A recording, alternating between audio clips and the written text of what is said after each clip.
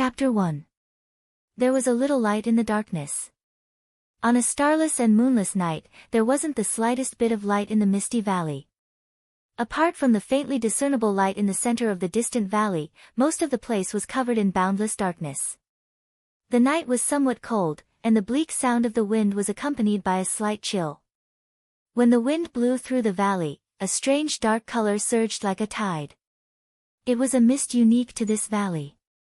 The valley was very large. During the day, one could see the undulating mountains surrounding it, but during the night, one could only vaguely see the tall shadows, like a silent giant standing on this piece of land. The gap between two mountains on the northwest side of the valley was the only way in and out of the misty valley. Outside the valley, on the same rugged and dangerous mountain path, a figure was walking over. There was a sudden murderous intent in the darkness. Someone in front of the mountain path shouted a few words in a low voice. The figure that was walking over stopped for a moment. With the dim light in the night, one could see that the person was a young man dressed in black. The young man's expression was calm, as if he was not surprised by the sudden appearance of this obstruction. After listening to the whisper in the darkness, he also used a low voice to reply. One question and one answer, like a password, but also like a secret code. Soon after, the murderous intent hidden in the darkness slowly receded, and the black-clothed youth continued to walk forward.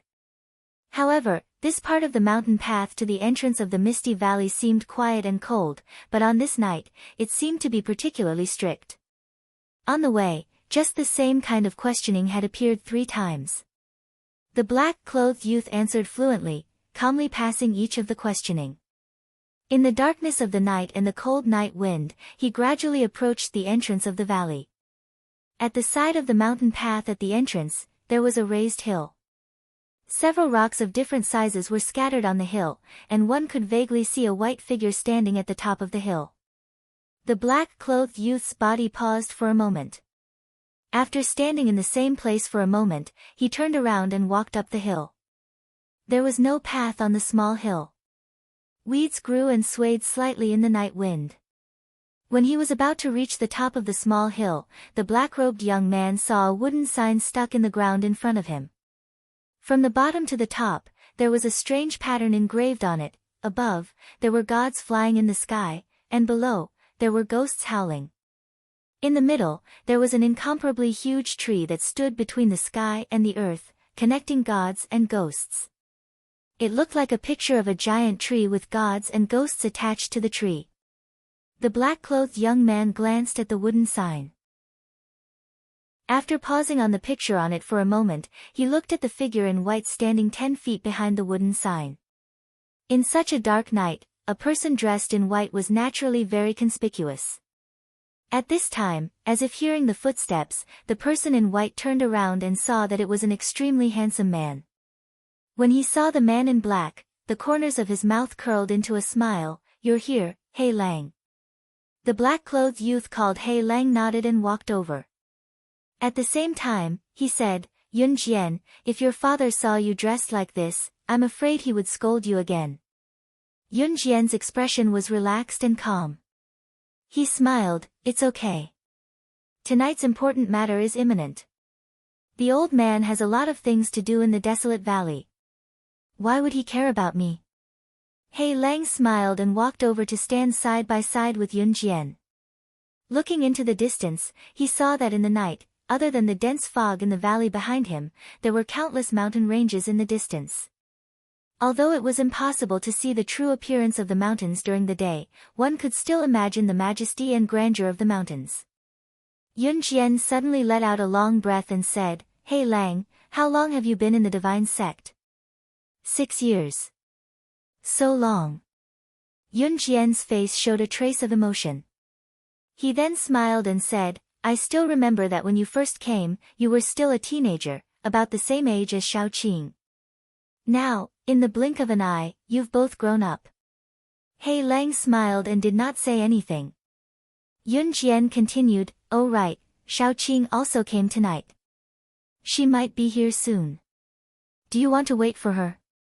Hei Lang shook his head and said, "The elder ordered me to send the last, blood soul crystal, into the valley for the God-subduing incantation.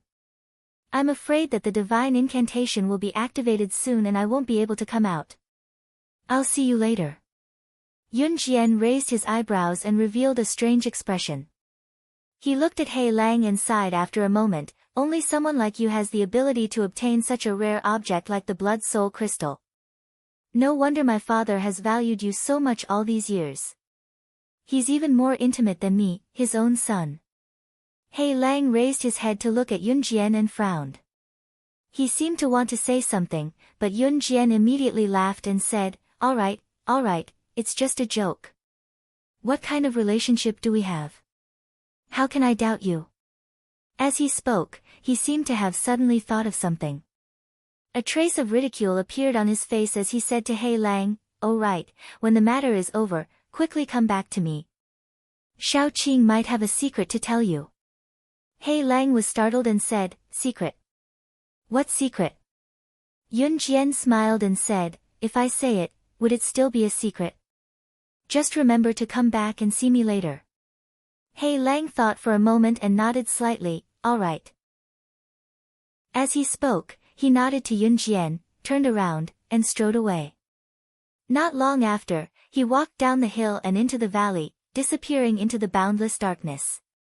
After Hei Lang walked for about the time it took to brew a cup of tea, there was suddenly movement on the mountain path below. After a while, a light sound was heard and a light body flew up from below. She turned around in midair and landed beside Yun Jian. It was a beautiful woman that was as beautiful as a flower. When Yun Jian saw her, there was a trace of joy on his face.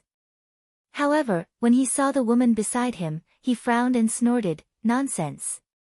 Aren't you afraid of accidentally stumbling? It'll be too late to regret it then. The beautiful girl giggled and seemed to be very close to Yun Jian. She grabbed his arm and said with a smile, big brother, you're here. What's there to be afraid of? Yun Jian shook his head and smiled bitterly, how can I have such a heartless sister like you? Oh right, Hei Lang just left here and went into the valley.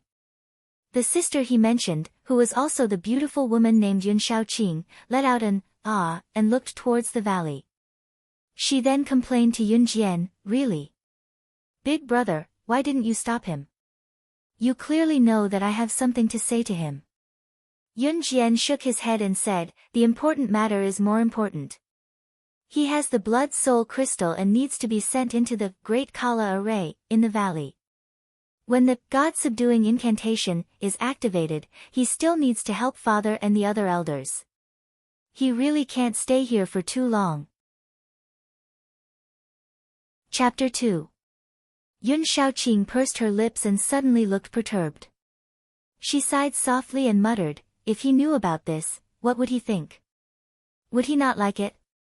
As she spoke, she bit her lips lightly and unconsciously placed one hand on her lower abdomen. Yun Jian smiled and said, silly girl, don't worry. Black Wolf will definitely be very happy. Yun Xiaoqing looked a little worried. She looked at Yun Jian and said, big brother, how did you know? Yun Jian laughed and shook his head to comfort her. You are childhood sweethearts and grew up together. Others may not understand this relationship, but do you not believe him? Moreover, we cultivators steal the creation of heaven and earth to obtain supreme power. The price is that it is difficult to have children. The higher the cultivation realm, the more it is so. Now that you are pregnant with his child, this is a joyous occasion. Would Black Wolf be angry? Yun Xiaoqing's eyes flickered. There seemed to be a layer of ripples in her crystal-clear eyes. They were bright and had a hint of depth. After a while, she finally nodded heavily. A smile appeared on her face again. She nodded and said, big brother, you are right. Yun Jian smiled and touched Yun Xiaoqing's head dotingly. He said, anyway, I am waiting for my nephew to be born. Oh yes, I forgot to tell you. Father also knows about this. Ah. Yun Xiaoqing was shocked. Her face turned red and she was embarrassed and annoyed. She said angrily, big brother, why did you say such things? Father is going to scold me to death. Yun Jian sneered and said, Why would father scold you? Let me tell you frankly. Father is very happy about this. Yun Xiaoqing's eyes widened and she said in disbelief, really? Yun Jian said, of course. Otherwise, why do you think Black Wolf could enter the forbidden land of the Desolate Valley and even participate in the God-subduing mantra? Even if he has the secret technique to condense the blood soul crystal, it is still possible to not let him participate at the most crucial moment. Yun Xiaoqing said softly, you mean, father wants to, Yun Jian continued with a smile, naturally, after knowing that he's about to have a grandson, he finally sees Hei Lang as a family. The Tao techniques that the two of us cultivate are in conflict with the God-subduing mantra, so we can't get close to the valley. But Hei Lang has the bloodline of the burning blood crystal, so he's close to the God-subduing mantra. If we don't vigorously support our future son-in-law, who else can we support? Yun Xiaoqing's face revealed a look of relief and joy. She nodded repeatedly and looked at the dark valley. She put her hands together in front of her chest and prayed softly, may everything go smoothly and everyone return safely. After saying that, she glanced around from the corner of her eyes. Suddenly, she saw something and let out an ah, as if she was pleasantly surprised. Yun Jian looked from the side and saw Yun Xiaoqing walk to the side and pluck something from the wild grass on the ground. Yun Jian took a closer look and saw that it was a red flower. Yun Xiaoqing beamed and said to Yun Jian, big brother, look, the acacia flower has bloomed. Yun Jian shrugged his shoulders. The acacia flower was just a common wildflower that could be found everywhere in the mountains. It had no spiritual tattoos, nor was it a spiritual material or a medicinal herb. It was useless to cultivators, so he said grumpily, it's just a wildflower. Why are you making such a fuss? Yun Xiaoqing didn't care about him and only smiled as she held the red acacia flower in her palm and looked at it. Then, she said with a smile, this flower has bloomed so beautifully, it must be a good omen. The night wind blew, and the bright red petals of the acacia flower trembled slightly in her snow-white palm, as if they were whispering softly. Hei Lang walked into the misty valley. At first, the path was a rugged path between two towering peaks, but as he went deeper, the path gradually widened. What was strange was that he didn't light any lamps along the way, and his surroundings were dark, but he didn't make any mistakes, as if he was already very familiar with the terrain here. After walking through the small path into the valley, although it was still dark ahead, Hei Lang seemed to have adapted to the darkness, and the ground beneath his feet seemed to have become even more flat. This was the middle of the valley. Because of a strange reason, this valley looked ordinary, but in reality, there were no spiritual herbs that could grow in this valley. There were mostly ordinary weeds and trees, as well as common wildflowers like the acacia flower. Because of this, to the cultivators in the world, this valley was desolate, and this was where the name, Desolate Valley, came from. Hei Lang looked forward and saw that in the center of the valley in front of him, there was a ball of fire burning. This scene reflected in this valley that was completely shrouded in darkness, and the dot of fire was especially conspicuous. He took a deep breath. At this moment, when there was no one around, he looked a little nervous, and kept staring at that spot. After a while, he gently spat out a turbid breath, and his face quickly returned to calmness. Then he strode towards the light of the fire. Under the night sky, the depths of the valley seemed to be filled with a strange aura. It was invisible and colorless, but it seemed to be everywhere, which made people's heart beat faster. It seemed to be an emotion of admiration and fear for the unknown and terrible power. The flames came from a bonfire burning in the valley. What was lit was not firewood, but some strange things. Bones, furs, stones, oddly shaped medicinal herbs, and the strangest thing was large chunks of flesh and blood. They burned silently just like that. If one walked closer, he would find that the strange fuel would flash with strange spirit patterns from time to time, flashing and emitting invisible but strong waves. A large wooden sign about 10 meters high was inserted outside the bonfire.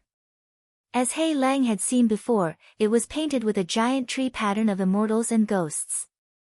Next to the bonfire sat 3 old men. One of them had a plain face that looked like an immortal, and the outline of his face was vaguely similar to Yun Jian. He was sitting on the main seat of honor. The old man on his left was bald and fat, but he had a pair of white eyebrows that hung down his cheeks. The old man on his right was thin, dark, and haggard, with only skin left on his face. He looked somewhat terrifying.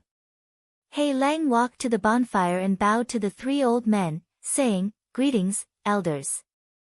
The three people turned to look at him at the same time. The dignified elder and the fat elder both nodded, but the skinny and haggard elder's face darkened. He suddenly sneered and said, "Yun Shouyang, what right does your subordinate have to be in the divine formation?" Chapter 3. The old man in the middle frowned and revealed a trace of displeasure on his face. He said indifferently, "Just based on the 3 blood soul crystals he obtained, is that enough?" The skinny elder's expression was cold, and he did not seem to fear elder Yun Shouyang at all. He was about to speak when he heard the fat elder next to him try to smooth things over. All right. This little guy can obtain blood soul crystals. Not only is it beneficial for casting the incantation, but his cultivation method must also be compatible with the god-subduing incantation. Everyone is free to do whatever they want, and it's not like we're taking anything from you. Skinny guy, don't talk so much. The skinny elder snorted coldly and closed his eyes. Yun Shouyang smiled at the fat elder, and the fat elder nodded in response. Yun Shouyang then waved at He Lang. He Lang walked over and knelt down a little behind Yun Shouyang. He then took out a completely black dagger and placed it on the ground. 3 inches in front of the dagger's blade, there was a small crystal that was bright red and had the texture of an amber agate. It was attached to the dagger. Yun Shouyang's gaze swept over the small red crystal, and then he looked at He Lang. His eyes were gentle as he nodded at him. He Lang lowered his head and did not speak. He quietly knelt behind him and waited. However, when his gaze swept over the ground in front of him, he suddenly noticed that in a small patch of wild grass not far away, a small red flower was blooming beautifully. He glanced at the flower and then looked away. This dark night seemed to be exceptionally long. Even time seemed to slow down at this moment. Endless darkness clustered around this valley. After an unknown amount of time, the 4 people by the bonfire suddenly raised their heads at the same time. In the deep darkness in the distance, from an unknown place, a heart-palpitating drumbeat suddenly sounded. The bonfire in front of them, which was still burning, suddenly trembled violently. It became chaotic, and countless sparks flew. If flames had a life of their own, then at this moment, this ball of fire seemed to be roaring angrily, but also seemed to be afraid and panicking, constantly trembling and swaying there. The sound of heavy footsteps suddenly came from the valley. The next sound came from an extremely far distance. In just a few steps, he had already crossed a long distance and arrived near the flame. The faint drumming never disappeared, and it seemed to be getting more and more urgent, making one's heart beat faster uncontrollably. A moment later, a tall figure slowly walked out from the darkness. The flames suddenly dimmed for a moment. It was because all the flames had suddenly lowered their heads, as if they were expressing their respect to this person. Then, the figure casually waved his hand. Suddenly, the flames grew brighter and soared into the sky. In an instant, they grew several times stronger and illuminated the surrounding area of more than 10 zhang. He Lang raised his head and his gaze landed on the figure that was slowly approaching. The person who had come was a very old man, but he was not a human cultivator that was commonly seen in the divine central plains. He looked to be at least half the height of an ordinary person. Moreover, he seemed to be hunched over and looked somewhat tired. The old man held a thick wooden staff in his hand. It was incomparably heavy, and its surface was carved with bright red flame patterns. 2 sharp fangs protruded from his mouth. Perhaps because he had lived through so many years, the fangs had turned from snow-white to a dull gray. And this person's face was tattooed with countless dark blue totem patterns, most of which were related to fire. He looked especially terrifying. He Lang's pupils contracted slightly, and a word suddenly flashed through his mind: barbarian. The barbarians were a strange race that lived in the southern border continent of the divine Central Plains. They were separated from the human race by the incomparably huge land of chaos. In the past, although the human cultivators did not have a blood feud with the barbarians, they had never lived in harmony with each other. Just like this barbarian who looked very old at this moment, when he walked past the wooden sign, his eyes swept over the huge tree pattern on the wooden sign, and a trace of obvious contempt suddenly flashed across his eyes. At the same time, 7 unusually tall and majestic figures appeared behind the old barbarian. Without exception, they were all muscular barbarian warriors. Each of them was like a small mountain, and their bulging muscles seemed to contain endless power. Even if it was just a hand-to-hand fight, ordinary demonic beasts would probably not be a match for them. However, these 7 incredibly powerful barbarian warriors seemed to be unusually respectful towards the old barbarian in front of them. When they saw the old man wave his hand casually, they stopped in the darkness and did not come any closer. He Lang's gaze fell on the old barbarian again. He thought to himself, legend has it that the barbarian tribes have always had a position of shaman, a supreme leader. Perhaps this old man in front of me is one. At this moment, the gazes of the 3 elders also fell on the old barbarian's face. After a while, Yun Shouyang nodded at him and said, I've long heard of the great name of the fire shaman. Now that I've seen it for myself, the Venerable One indeed has supreme power, and is especially sensitive to fire's spiritual energy. I admire you, I admire you. The barbarian old man let out a low laugh. His voice was abnormally deep and hoarse, like the sound of a broken bellow, and it made one's hair stand on end. He said, in the eyes of you human cultivators, we are all uncivilized barbarians. What's there to admire? Yun Shouyang smiled faintly and said, since we've entered the 3 realms divine sect, we've always seen all living beings in the 3 realms as equals. We don't have the leisure to differentiate between these meaningless things. The old barbarian laughed softly and did not say anything. Yun Shouyang asked again, have you brought the thing? The old barbarian put his hand into his bosom, and after searching for a while, he took out a necklace. There were many white bone ornaments hanging on the necklace, and in the middle of the largest bone, there was a small hole dug out. Inside the hole was a small object that was shining with a strange luster. The 2 ends of the object were pointed, and the middle was bulging. It looked like the grain of wood, and it was dark green in color. It looked like the seed of some unknown tree. Looking at it from afar, it did not seem to be anything special, but it made people feel that this seed was full of vitality. As soon as this item appeared, the 3 elders of the 3 realms divine sect were shocked. They stood up together and stared at the white bone, especially at the seed, not letting go. After a while, the 3 of them looked at each other and nodded slightly. It seemed that they had confirmed it. The rotund elder seemed to be the most excited. He clenched his fists and said with an eager and excited expression, since everything is ready, let's begin. Chapter 4. With that said, the fat elder was the first to impatiently return to his original seat. Yun Shouyang and the skinny elder looked at each other and sat down as well. The bonfire burned brightly, illuminating the surroundings and revealing the deep wrinkles, scars, and strange totems and tattoos on the old barbarian's face. He looked like an old beast, and there seemed to be a trace of vigilance hidden in the depths of his eyes. His gaze swept over the 3 elders, and then he slowly walked to the fire and sat down on the last seat. In between, he even panted a few times.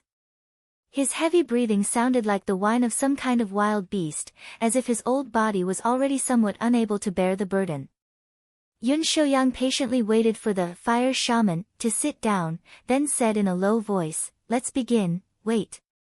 Suddenly, a deep and coarse voice interrupted Yun Shouyang's words. The 3 elders of the divine sect of the 3 realms looked at the fire shaman at the same time, only to see the old barbarian slowly raise a finger and point to Yun Shouyang's side. This person, let him go. The fat and skinny elders frowned at the same time. Yun Shouyang snorted and said, He Lang is my confidant, and he has cultivated a secret technique that can condense blood soul crystals. Venerable One, you should know what that thing is for the god subjugation mantra, right? The fire in front of him was reflected in the old eyes of the fire shaman, but they seemed unusually bright in the vicissitudes of life, as if two balls of fire were burning from within his body. He said slowly, I don't trust him. Yun Shouyang raised his eyebrows, and a trace of anger flashed across his eyes. He then said coldly, according to the ancient records of the divine sect, when casting the god subjugation mantra, if you have the help of the blood soul crystal secret technique, the chances of success will increase by at least 10%. I wonder if the Venerable One has any objections to this. 10%. The fat and skinny elder's expressions changed at the same time. It was clear that this seemingly insignificant 10% was extremely significant to them. However, they didn't know what this god-vanquishing curse was. It was so difficult for people of their statuses. After hearing Yun Shouyang's explanation, both of their faces lit up with joy. The rotund elder could not help but grumble to Yun Shouyang in a low voice, why didn't you tell me and the skinny one about such benefits? Yun Shouyang nodded slightly at him, then looked at the fire shaman sitting on the other side of the fire. His eyes were bright, and just as he was about to say something, he suddenly heard the old barbarian's hoarse and low voice ring out again. This time, he repeated, I don't believe him. Even the fat and thin elders couldn't bear to watch any longer. They were figures of extremely high status in the central divine prefecture, and their eyes grew cold. Yun Shouyang frowned. Then what do you want? Let him go. The fire shaman's hoarse voice reverberated in the empty valley like a dying beast king. He was old, but still had the majesty of old. If you insist on keeping him here, you must plant my black flame curse on him. He must swear that he will not harm the god-vanquishing curse, or else he will be devoured by the black flames. His flesh and blood will be burned dry, and his soul will be destroyed. He will never be able to enter the cycle of reincarnation, and will suffer the pain of being burned by the flames forever. Only then, can I be at ease. Yun Shouyang flew into a rage. He suddenly stood up and glared at the fire shaman. How dare you plant such a demonic technique on my disciple? The fire shaman sneered, the corners of his eyes drooping slightly. He did not seem to care about Yun Shouyang's anger at all. His old eyes seemed to have seen too many vicissitudes in this world, and now, only the raging flames were left. However, at this moment, another voice suddenly came from Yun Shouyang's side. It was the skinny elder. He said calmly, the Venerable One's words do not seem to be wrong. Yun Shouyang turned his head abruptly and stared at the skinny elder with a hint of surprise and anger. However, the skinny elder did not show any fear, and only looked at him calmly. On the other side, the fire shaman let out a strange, hoarse laugh. It was as piercing as a ghost's as he looked over. Yun Shouyang took a deep breath and turned to look at the fat elder. Just as he was about to speak, the fat elder coughed lightly and looked at him. Brother Yun, I also think that the Venerable One's words are not without reason, just in case. Perhaps because he had a good relationship with Yun Shouyang, he pondered for a moment and said a few more words to smooth things over. Moreover, we all know that although the black flame curse is sinister and vicious, it is still a kind of curse. As long as the little fellow does not violate the oath, the curse will not be triggered, and there will be no problem. Yun Shouyang clearly did not expect the fat elder to say such a thing, and his expression changed for a moment. With his status and experience, he naturally knew a thing or two about the black flame curse. Although the fat elder's words were generally correct, this kind of mysterious curse that originated from the barbarian tribes deep in the southern border continent was not that simple. Just as he was thinking about letting He Lang leave this place, he suddenly heard He Lang's voice from behind, Master, disciple is willing. As soon as he said this, there was a moment of silence around the fire. Everyone looked at the black-robed young man, including the fire shaman. The fire shaman's wise and experienced gaze also fell on Black Wolf's face. Yun Shouyang frowned and said, the risks involved. Black Wolf knelt on the ground, his body as straight as a javelin, and said expressionlessly, everything is for Master's sake. This disciple will face some risks, but they are not worth mentioning. Yun Shouyang stared deeply at his young face. After a moment of silence, he suddenly took a deep breath and said, "Good. You are indeed my good disciple, I did not misjudge you." Black Wolf lowered his head and did not speak. Yun Shouyang returned to his seat and said in a low voice, "You may go." Hei Lang agreed and walked around the bonfire to the front of the fire shaman. Then, just like before, he quietly knelt beside the old barbarian. The fire shaman's aged gaze swept across the young man. Even though he was an old man of his age and status, he couldn't help but reveal a tinge of admiration in his eyes. But it was clear that this bit of admiration wouldn't affect his will and decision in the slightest. Under the watchful eyes of the other three elders of the divine sect of the Three Realms, a short but strange ceremony quickly unfolded. The fire shaman first put his hand directly into the burning bonfire, paused for a moment, and when he retracted it, there was a burning flame in the middle of his palm. His flesh did not seem to have any reaction under the burning flame. Then, everyone heard him recite an ancient and mysterious incantation in a low voice. Chapter 5. The voice seemed to have come from the ancient times. It echoed in the distant past, passing through time and returning to this world. It brought with it a strange and mysterious power. After a while, blood flowed out of the old barbarian's eyes. Black blood. He used his hand to bring the ball of flame closer to his face. That strange face looked like a demon or a ghost, incomparably ferocious and terrifying. The ball of flame then began to twist wildly, as if it had obtained some kind of power. The two streaks of black blood quickly dried up, and the black blood floated up and merged with the ball of flame. The ball of flame turned black. It was a ball of black flame. Everything quietened down. The fire shaman chanted an ancient incantation, and under his guidance, Hei Lang faced the ball of black flame and swore an oath. He swore that he would not harm the god-vanquishing incantation tonight, and swore that he would do his best for it. If he broke this promise, he would suffer the pain of the black flame's backlash. As Hei Lang spoke, the ball of black flame swayed and slowly approached his face. Finally, from the center of his forehead, it silently and strangely merged with his flesh and blood, disappearing without a trace. When everything was over, the fire shaman waved his hand. Hei Lang stood up silently and walked back to the other side of the fire. Yun Shouyang nodded at his disciple and patted him on the shoulder. When he placed his hand on Hei Lang's shoulder, Hei Lang could feel that this powerful old man's demeanor was different from usual, as well as the slight strength he used. He raised his head to look at Yun Shouyang and nodded slightly. Then, he returned to his usual silence. At that moment, Yun Shouyang's eyes were filled with love. He thought to himself that he had not misjudged Hei Lang. After handing little Qing over to him in the future, he would have nothing to worry about. The cold atmosphere seemed to suddenly ease up after the strange incantation. Even the fire shaman, who had always been cold, seemed to have a hint of a smile on his face. Soon, the few of them began their final negotiations. The crucial god-subduing incantation was about to begin.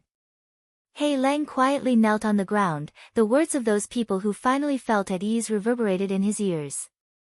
His eyes suddenly looked at the acacia flower, and then, in more places on the ground further away, in this valley, among the weeds that could be seen everywhere, there were already bright red flowers blooming everywhere. Facing the night wind, the red acacia flowers slightly trembled, like a beautiful and enchanting woman singing in the dark night. The night was still deep and silent. This long night seemed to continue endlessly in the darkness, until that speck of light suddenly burst out from the deepest part of the darkness. The dazzling radiance was like the sun that suddenly rose in the night sky. It shone brightly and turned into a huge fireball that burned fiercely. Immediately after, all the flames condensed into an incomparably majestic pillar of fire that soared into the sky, shooting into the incomparably thick dark clouds. Suddenly, the wind blew fiercely, the dark clouds rolled, the heaven and earth trembled, and a terrifying aura slowly spread from the horizon. In the desolate valley, was the source of the huge fireball. At the moment, beside the original bonfire, the three elders of the three realms divine sect and the fire shaman were in 4 different directions, their hands reaching into the burning flame in the middle. At this moment, below them and the surrounding ground of more than 100 feet, there were suddenly countless strange pattern flames, forming a huge and mysterious formation. All the living creatures were forced to retreat out of this powerful formation by an invisible force, including the 7 powerful barbarian guards brought by the fire shaman. The only one left in the center of this formation, besides the 4 powerful figures, was Hei Lang. At this moment, the flame had completely turned pure white. One could imagine how high the temperature had reached. And in the deepest part of the flame, there was a white bone necklace floating. Under the burning of the incomparably powerful flames, the necklace cracked inch by inch. All of the bones were burned to ashes. Only the largest piece of bone belonged to an unknown exotic beast, and it was still able to hold on. However, cracks could still be seen on it, and it seemed like it wouldn't be able to hold on much longer. And in the center of the white bone, the strange seed seemed to not be affected by the flame at all. It still emitted a vigorous vitality in the dark green luster, and seemed to be more vigorous than before. It seemed to be slowly absorbing the power of this flame. At the same time, when a large amount of flame passed through this seed and shot into the night sky, it seemed to be contaminated with that unique aura, faintly summoning something to the endless sky. An ancient incantation suddenly sounded, and the 4 extremely powerful people looked up at the sky. Almost at the same time, a terrifying aura from the sky descended upon this valley.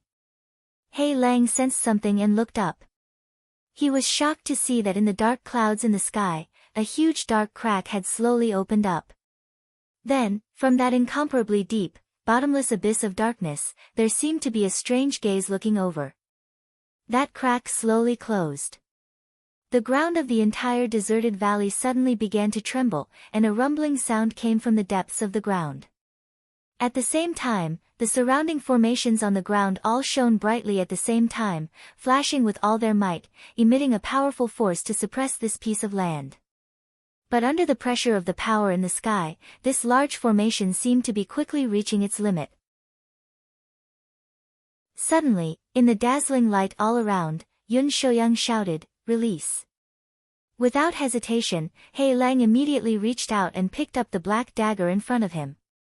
With a shake of his arm, a strange blood-red light flashed across his body, and the small blood-like object flew out of the dagger and directly into the flames, landing precisely on the green seed. Boom! With a loud bang, the blood soul crystal instantly turned into nothingness, and the flames suddenly became 30% brighter. The surrounding temperature suddenly rose violently, and even the ground began to crack. But perhaps because of this powerful attraction, the dark crack in the sky also rapidly closed, and the door of darkness became bigger and bigger, and was about to completely open. An ancient aura spread out from this door of darkness, and an incomparably tall figure that seemed to dominate everything began to faintly appear from behind the door of darkness, and approached this world. And at this moment, the indistinct gaze was focused on that strange seed, as if only that seed, full of vitality, was the most attractive thing in this world. Chapter 6. Woo! It was a strange sound, like an ancient call. It was as if an ancient song from ancient times was echoing in the dark. A beam of light that did not seem to exist in this world shot out from the door of darkness like a sharp sword. It flowed down the pillar of fire on the ground, then split into 4 and landed directly on the heads of the 4 people who were casting the spell. An indescribably powerful force came crashing down from the sky and poured into the bodies of the 4 people. Their bodies began to change rapidly, and their clothes began to tear, as if they could not withstand the incomparably powerful spiritual power. But the faces of the 4 people were filled with ecstasy. They gritted their teeth and endured the pain, but at the same time, they could feel the wild spiritual power in their bodies surging towards a power that was unimaginable in the past. It felt as if they had reached the heavens in a single step, or as if they were between God and man. In the next moment, they might become God. In the firelight, the door of darkness in the sky was about to descend, and the ancient figure was about to appear like a god. Everything had reached the final juncture, but it seemed that there was only one last step, that one last distance, but the door still did not open. It was as if there was only that last bit of power left. Yun Shouyang roared, "Black Wolf!" But the corner of his eyes suddenly froze. In that split second, he suddenly saw that there was no one beside him. The man in black who had been guarding him silently and determinedly had suddenly disappeared. Yun Shouyang was shocked, but before he could react, he suddenly felt a chill in his heart. A black sword had pierced through his heart and came out from his chest. A pale hand grabbed Yun Shouyang's shoulder from behind. The black-robed young man stuck close to him, his face expressionless. Then, his other hand gripped the incomparably sharp black sword, and he suddenly pulled it out from Yun Shouyang's back. Yun Shouyang shouted. His body was about to react, but he was shocked to find that he could not move at all. The powerful force that descended from the sky was pouring into his spirit meridian and chi-si, giving him supreme spiritual power. But at the same time, it also caused all the meridians in his body to expand, and he temporarily lost control of his body. Other than Yun Shouyang, the other three were in the same situation. At this moment, the three of them were looking at Hei Lang, who had suddenly turned violent and started killing people. However, none of them could react at this moment. At the very center of this shocking formation that was filled with unparalleled power, the weakest black-robed young man was impressively controlling everything at this moment. Hei Lang gripped the hilt of his sword tightly and pulled it out of Yun Shouyang's chest. Along with it, an unimaginable amount of blood spurted out like a rapid stream, instantly covering half of his body. It was the blood that was forced out by the power of the gods that fell from the sky and poured into his body. Once there was an outlet, it seemed to be about to be released under the great pressure. Hei Lang's face was also splattered with beads of blood, but he did not move at all. He looked at everything in front of him coldly, then without a word, he stabbed the black sword in his hand into the flesh on Yun Shouyang's back. One stab, another stab, and another stab. He ruthlessly and resolutely stabbed Yun Shouyang's chest into a bloody hole. After the 13th stab, the once invincible Yun Shouyang finally lost his last chance of survival in despair. He died with his head hanging down with his eyes wide open.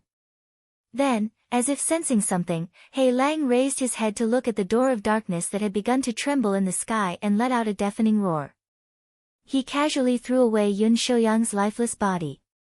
The divine light beam that had been pouring into Yun Shouyang's body suddenly exploded, turning into countless beautiful fragments that fell into the darkness of the night. The originally stable and balanced pillars of fire and the door of darkness all trembled and shook violently.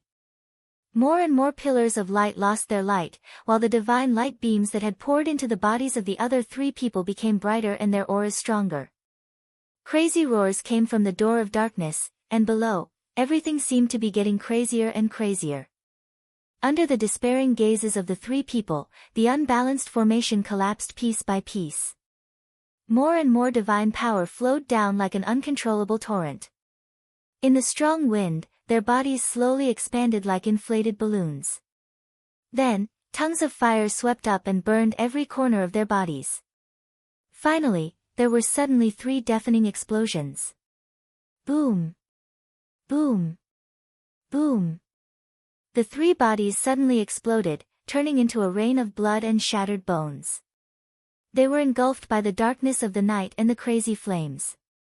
Almost at the same time that the fire shaman's body exploded, as if triggered by an invisible force, the 7 powerful barbarian warriors that he had brought with him suddenly collapsed at the same time.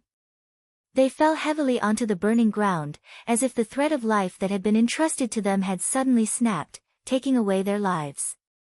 The door of darkness in the sky also suddenly closed after a final roar and a deafening roar. Then, it disappeared into the darkness of the sky. On the ground, the flames spread in all directions, illuminating the entire barren valley within a radius of 1,000 feet. In the depths of the flames, Hei Lang rushed into the depths of the flames and grabbed the white bone with the strange seed embedded in it. Where the tentacles touched, the piece of white bone instantly shattered and turned into dust. Only the dark green seed remained. Unexpectedly, it was not damaged in the slightest and fell into Black Wolf's hand. But at this moment, He Lang's body suddenly trembled and he let out an incomparably miserable howl. Ah! The mournful howl spread far away, like the desperate howl of a wild beast. Black flames suddenly rose from his body and began to burn crazily. Strangely, this black flame incessantly burned his flesh, but it didn't damage He Lang's clothes in the slightest. He Lang felt like he was in purgatory. He kept howling at the sky. His flesh and blood were burning in the black flames. His skin was torn and his flesh was lacerated. Blood flowed out and quickly dried up. Indistinctly, a dazzling shadow appeared in the sea of chi on his abdomen. However, the terrifying black flames even burned this shadow. It broke into pieces and quickly disappeared into the shadows. Everything about He Lang, even his soul, seemed to be boiling, cracking, and shattering in the black flames. Chapter 7. For some unknown reason, Black Wolf did not collapse amidst the terrifying and cruel black flames. He roared and howled, but he still stood upright. Then, he walked out of the valley step by step. His flesh and blood looked like they were burning and melting. The black flames burned into his soul, causing his mind to turn blank and confused. However, this man who was trapped in hell still walked out step by step. Outside the valley, there were already sounds of fighting and shouting. It seemed like an intense battle was happening. Not long after, just as he was about to reach the entrance of the valley, a figure suddenly flashed across the mountain path in front of him. It was a beautiful woman. It was Yun Shaoqing. She saw Black Wolf at a glance and instantly turned pale with fright. She pounced over and cried out in horror, Black Wolf, you, what happened to you?" Black Wolf's eyes had almost completely lost their luster. It was as if he had been completely burned by the terrifying pain. Perhaps he was just numb, or perhaps he had long developed an instinct. He leaned towards Yun Shaoqing. Yun Shaoqing shouted in panic. She opened her arms and wanted to hug him, but suddenly, Black Wolf raised his right hand. The black sword that was still in his hand stabbed into her chest. Yun Shaoqing's voice came to an abrupt halt. Her beautiful face revealed a look of disbelief. She looked in horror at the man who was being burned by the black flames. Her mouth opened twice, but no sound came out. Then, she collapsed on her back. Her beautiful eyes widened, as if she could not believe what she saw. Blood splattered from her chest, staining a red acacia flower on the ground beside her. In just a short while, a white shadow appeared. It was Yun Jian who rushed in from outside the valley. He shouted loudly, "There are strong enemies attacking. There are many of them and they are very strong. Father." "Ah! What happened? Black Wolf, what happened to you?" Black Wolf leaned over. At this moment, Yun Jian had already clearly seen the terrifying scene of him being burned by the black flames. He could not believe his eyes for a moment and was dumbfounded. Suddenly, he also saw a black sword appear in front of him. In the terrifying flames, the sword stabbed into his chest. The two of them hugged each other tightly and stuck to each other. Blood spurted out and Yun Jian's body stiffened. There was still an expression of disbelief on his face. Although the terrifying black flame was still burning, it did not burn Yun Jian's body at all. It seemed to only burn on Black Wolf's flesh forever. Hot blood once again dyed Black Wolf's body red, causing him to become completely covered in blood. Coupled with the terrifying black flames, at this moment, Black Wolf was like an evil spirit that had walked out from hell. Yun Jian clutched his chest and collapsed weakly. Before he died, he suddenly saw Yun Shaoqing lying on the ground not far away. At that moment, he seemed to have been provoked by something. He looked at He Lang in disbelief and roared, You actually killed her." Before he finished speaking, the black sword suddenly flew over from the darkness. With a swoosh, it cruelly and mercilessly pierced through his throat, suppressing the rest of Yun Jian's words. Yun Jian slowly lowered his head and seemed to shake his head with some difficulty. Then, he died. The black sword flew back, carrying a mournful blood color. He Lang faced the dark sky and once again let out a mournful and tragic howl. That pain seemed to have burned all of his consciousness. But for some reason, he still did not stop. Just like that, he turned into the figure of an evil spirit and staggered in this dark valley. Gradually, he disappeared into the darkness. In the remaining footprints, each step was stained with blood. Each step was bright red. In this dark night, under the wild flames, in the end, only the dark red acacia flowers were left, like blood, trembling in the wind. The black flames burned crazily, burning everything. The entire world was in darkness. There seemed to be only crazy howls and the tragic sight of flesh and blood being burned dry. Ah! With a low roar, Lu Chen suddenly woke up from his sleep. He suddenly sat up and gasped for breath. Sweat seeped out of his forehead. The thin quilt covering his body slipped down, revealing his strong upper body that was not covered at all. He did not care and only breathed heavily. He stared blankly at the strange bed in front of him. There was a glimmer of light outside the window. It was already early in the morning. At this time, beside him, a white and plump arm stretched out from the side and gently wiped the sweat off his forehead. Then, a soft voice said, "What's wrong? Did you have a nightmare again?" Lu Chen turned his head and saw that under the same thin quilt, there was a beautiful woman lying next to him. At this moment, after a night of sleep, she seemed to be a little tired, with a trace of laziness. Her beautiful hair was like clouds, draping over her white and smooth shoulders.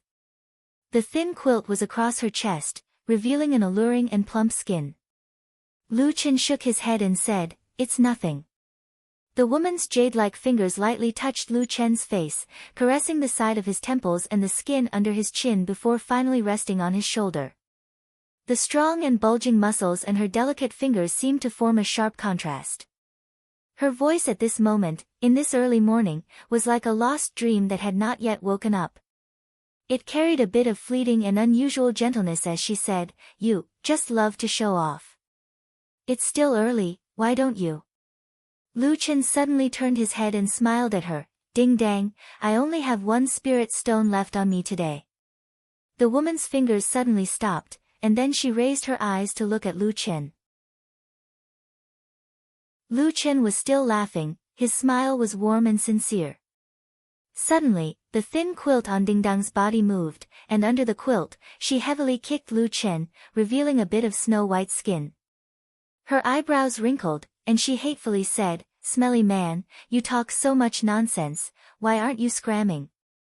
Lu Chen laughed out loud, and jumped off the bed. He then found his clothes from the messy clothes on the ground, and quickly put them on. He then casually threw a pile of undergarments and skirts to Ding Dang, who was still lazing on the bed, and said with a smile, "Wake up, wake up. I say, don't be so lazy, I see that today's weather is not bad, with such a good morning light, why not go out for a walk? Pay." Early in the morning, this lady had nothing better to do, so I went out for a stroll. At this time, the people outside are probably those idiots who work hard for a month, and can't even get a few spirit stones. Ding Dang pulled over the thin quilt and covered herself tightly, only revealing a pretty face, and then spat unhappily. Chapter 8. Hearing Ding Dong's complaint, Lu Chen did not get angry but instead smiled and said, "Hey, I'm about to go out, how can I leave now that you've said that?" He paused for a moment, then walked to the side of the bed and sat down. Out of nowhere, he took out a shiny spirit stone and threw it beside Ding Dong's pillow. Ding Dong's eyes immediately lit up, and with a cheer, she reached out to grab it, revealing a white jade arm. Lu Chen laughed, and took the opportunity to stretch his hand under the blanket to grab it. Ding Dang cried out in alarm, one hand holding the spirit stone into a fist and punched towards Lu Chen, the other hand pulling the blanket tightly to block that vulgar hand. Just that her hands and feet were in a mess, and her warm and soft body was still taken advantage of by him, forcefully touching it a few times. Lu Chen immediately jumped away, leaving the warm bed, and walked with large strides to the door, opening it and walking out. The woman's coquettish scolding came from the room behind him. "Damn, stinky men really are not good people, you better remember this." The fresh morning breeze blew down from the tea mountain in the distance. It swept over the clear, gurgling water of the clear stream, causing waves of ripples. It then brushed past the verdant bamboos and beautiful peach blossoms on both sides of the river. Thus, there was a hint of fragrance. It blew over the moss-covered wind and rain bridge, over the pond dam on the stream, over the bluestone road along the river, and finally, over the people walking in the morning light.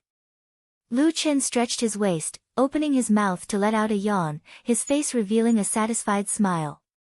His gaze looked around. This quiet village in the morning was the place he was currently living. This place was called Qingshitang Village, named after the clear brook that snaked through the middle of the village. Qingshitang Brook, the water was extremely clear, and the flow was gentle. Other than the deep pond at the bottom of the tea mountain, the deepest part of the brook was no more than a knee deep. Usually, many children in the village would play in the water. There were many pebbles in the brook, big and small, of all shapes and sizes, and there were often some nameless gray little fish swimming in the cracks, leisurely playing. There were many green bamboo and peach trees on both sides of the stream. In this bright and beautiful season of spring, it was the time of the year when the scenery was the best. The green bamboo leaves and the pink peach blossoms complemented each other and were reflected in the clear water. It was like a beautiful painting of a mountain village, too beautiful to behold. Lu Chen strolled along, listening to the crisp chirps of birds and the crowing of roosters in the distance. Numerous farmhouses appeared on both sides of the stream. It was a little messy, without any order, but it still had a bit of the leisurely atmosphere of the countryside. At this time, there were already people walking around Qingshitang Village. Lu Chen bumped into quite a few people on the road by Qingshitang Creek. They greeted him with a smile and a nod. It seemed like they were very familiar with most of the people here. After walking for a while, a large locust tree appeared between the bluestone road and the brook, its branches luxuriant and leafy. Under the tree, on a large rock, sat a fisherman in a straw raincoat, fishing in the brook with a fishing rod in his hand. Lu Chen walked over and looked at the fish cage on the ground beside him, and indeed, it was empty. He couldn't help but laugh. "Old you, how many times have I told you, the fish in this brook are too small, they won't grow big, and you can't catch them. If you want to fish, go to the Little Pearl River 5 miles away from the village, or climb up the Tea Mountain, and go to the Dragon Lake in the west, that's where you can catch big fish." The fisherman turned his head to look at him, a white-haired old man, then slowly said, "There are big fish in this brook, I've seen them before." Lu Chen laughed, casually picking up a rock by his feet and throwing it into the brook. With a splash, the water splashed, and immediately rippled. He then said to the old fisherman with a smile, "I've lived here for so many years, but other than the gray stripes in the cracks of the rocks, I've never seen big fish in the water." "You're talking nonsense, aren't you?" The old fisherman didn't get angry, only shaking his head, then repeated, "Little Lu, I'm not lying to you, there really are fish in the water." Lu Chen laughed, as if talking to this fisherman called Old Yu made him very happy. He patted Old Yu's shoulder lightly, then turned and strode away. Only Old Yu was left sitting alone under the big locust tree. After staring blankly for a while, he cast his fishing line again, making an arc in the air before landing in the water, and continued to fish in silence. Walking along the road for another 100 or so feet, he saw a few houses built together. A few green bamboos grew in the corners of the walls, and the last house had a crooked flag hanging diagonally outside. On the flag was the character, Jiu, which was almost unrecognizable to others. Lu Chen walked over and casually pushed the door. The door opened, and then a somewhat helpless voice came from inside, saying, "Hey, have you seen anyone's tavern open so early?" Lu Chen walked into the nameless tavern unconcernedly. As expected, he saw that most of the chairs were still upside down on the table, as if they had been closed last night. He didn't stand on ceremony, walking to the window and taking a stool on the ground to sit down. Then he turned back and smiled, saying, "I'm not here to drink." At the side of the tavern's wall, behind the counter, a chubby middle-aged man with a blissful face slowly sat up. He looked at Lu Chen and asked with interest, "Oh?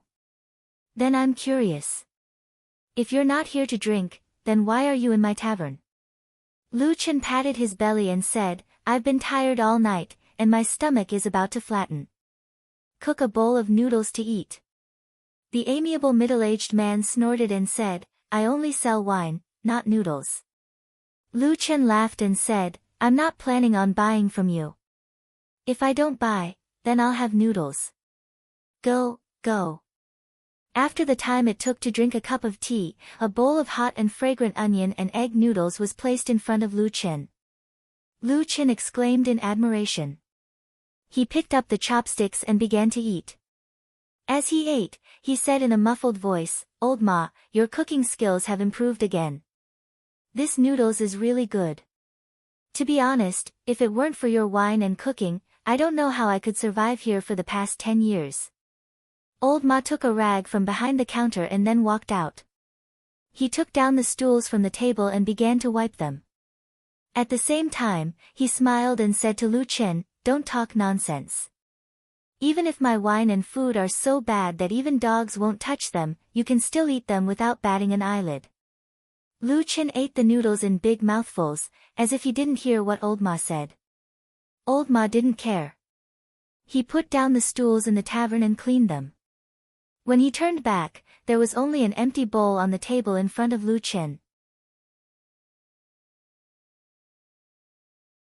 Chapter 9. Lu Chen let out a burp and rubbed his belly in satisfaction. He smiled and said, The taste isn't bad. It's a good meal. Old Ma glanced at him and put away the bowl. At the same time, he lightly said, You went to see Ding Dang again last night? Lu Chen leaned against the wall and casually crossed his legs. He looked at Old Ma and smiled, What, you're interested in her too? Old Ma snorted and said, She's just a prostitute, I'm not interested. Lu Chen rolled his eyes and said, Prostitutes aren't people. She also wants to live a good life. What's more, she can't just let anyone into her house and bed her. At least in this village, she has to like the person. He smiled and looked at Old Ma and said, Look at your fat body. Ding Dang definitely won't like you. Old Ma cupped his hands and said, Many thanks, many thanks. Please don't like me. Lu Chen couldn't help but laugh and scold him with a smile, You bastard, why are you making things difficult for a woman? As the two were talking, the outside of the house gradually became lively. As time passed, the warm sun finally rose over the peak of Tea Mountain and shone down on the village at the foot of the mountain. The village seemed to have woken up and was filled with all kinds of sounds. Lu Chen sat in the wine shop and listened for a while. He suddenly said, These 2 days, the villagers have been busier than usual. Is it almost time for the Thousand Autumns Gate to send people down to collect grain and tea? Old Ma thought about it and said, It's about time. Today is the 6th of the 3rd month. In 4 days, which is the 10th of the 3rd month, the Thousand Autumns Gate will send people down. Lu Chen looked happy and said, They're finally here. If they didn't come, I would have spent all my spirit stones. Old Ma sneered, a look of disdain on his face. In today's world, the immortal path was flourishing in the central divine continent. There were countless cultivation sects, and the immortal cultivation clans and aristocratic families of various sizes had occupied countless paradises, spiritual mountains, and scenic sceneries. They recruited disciples widely and diligently sought the immortal path. Qingshitang village was originally just an ordinary little village.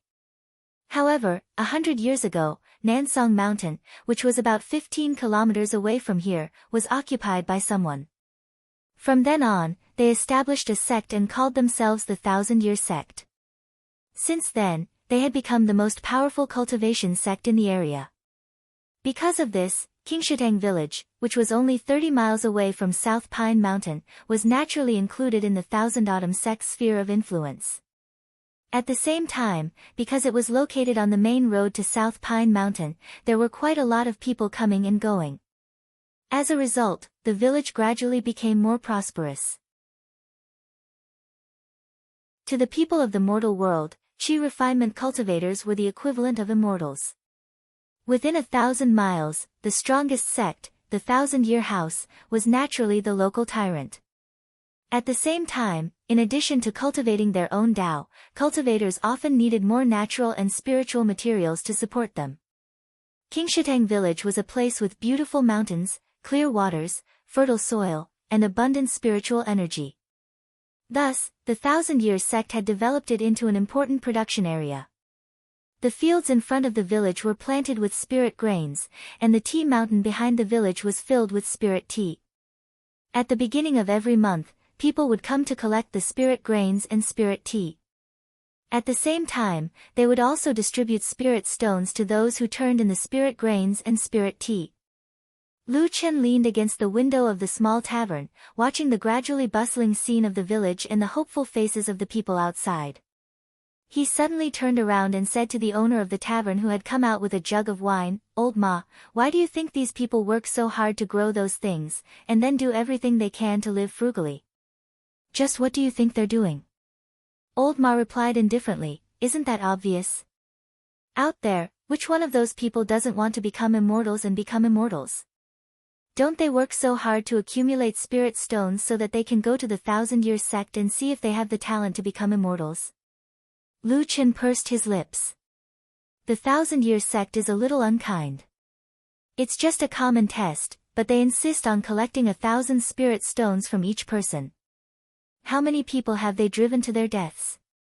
I've seen many people in this village collect 1,000 spirit stones at the age of 50 or 60. Then, they go to the Thousand-Year sect and spend all their life savings to see through the mirror. Most of them don't have any talent. The rest might have a bit of talent and could barely cultivate, but they were kicked out because they were too old. Then, some cried like crazy, and their lives were pretty much ruined. Old Ma shrugged and said, "Although this method is not very presentable, it's still passable. At least it's not too ugly. There's no forced enslavement or anything like that. It's already good enough." Lu Chen couldn't help but laugh. He stood up and said with a smile, "It's rare that you would speak up for a sect that doesn't make the cut." Old Ma said indifferently, "Last year, the Thousand-Year sect was ranked as a beginner middle rank sect on the list of 10,000 immortals issued by Zhengxianmeng. It's no longer a small sect that doesn't make the cut." "What the hell?" Lu Chen was shocked. His eyes widened as he looked at Old Ma. "No way, I don't think this trashy sect is qualified."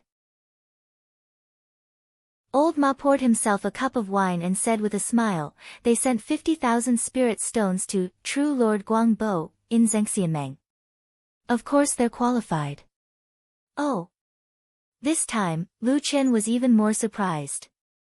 He looked up and down at the chubby tavern owner in front of him and said with a smile, "My goodness, haven't you been staying with me in this village all these years? How can you be so well informed?" Old Ma smiled but didn't say anything.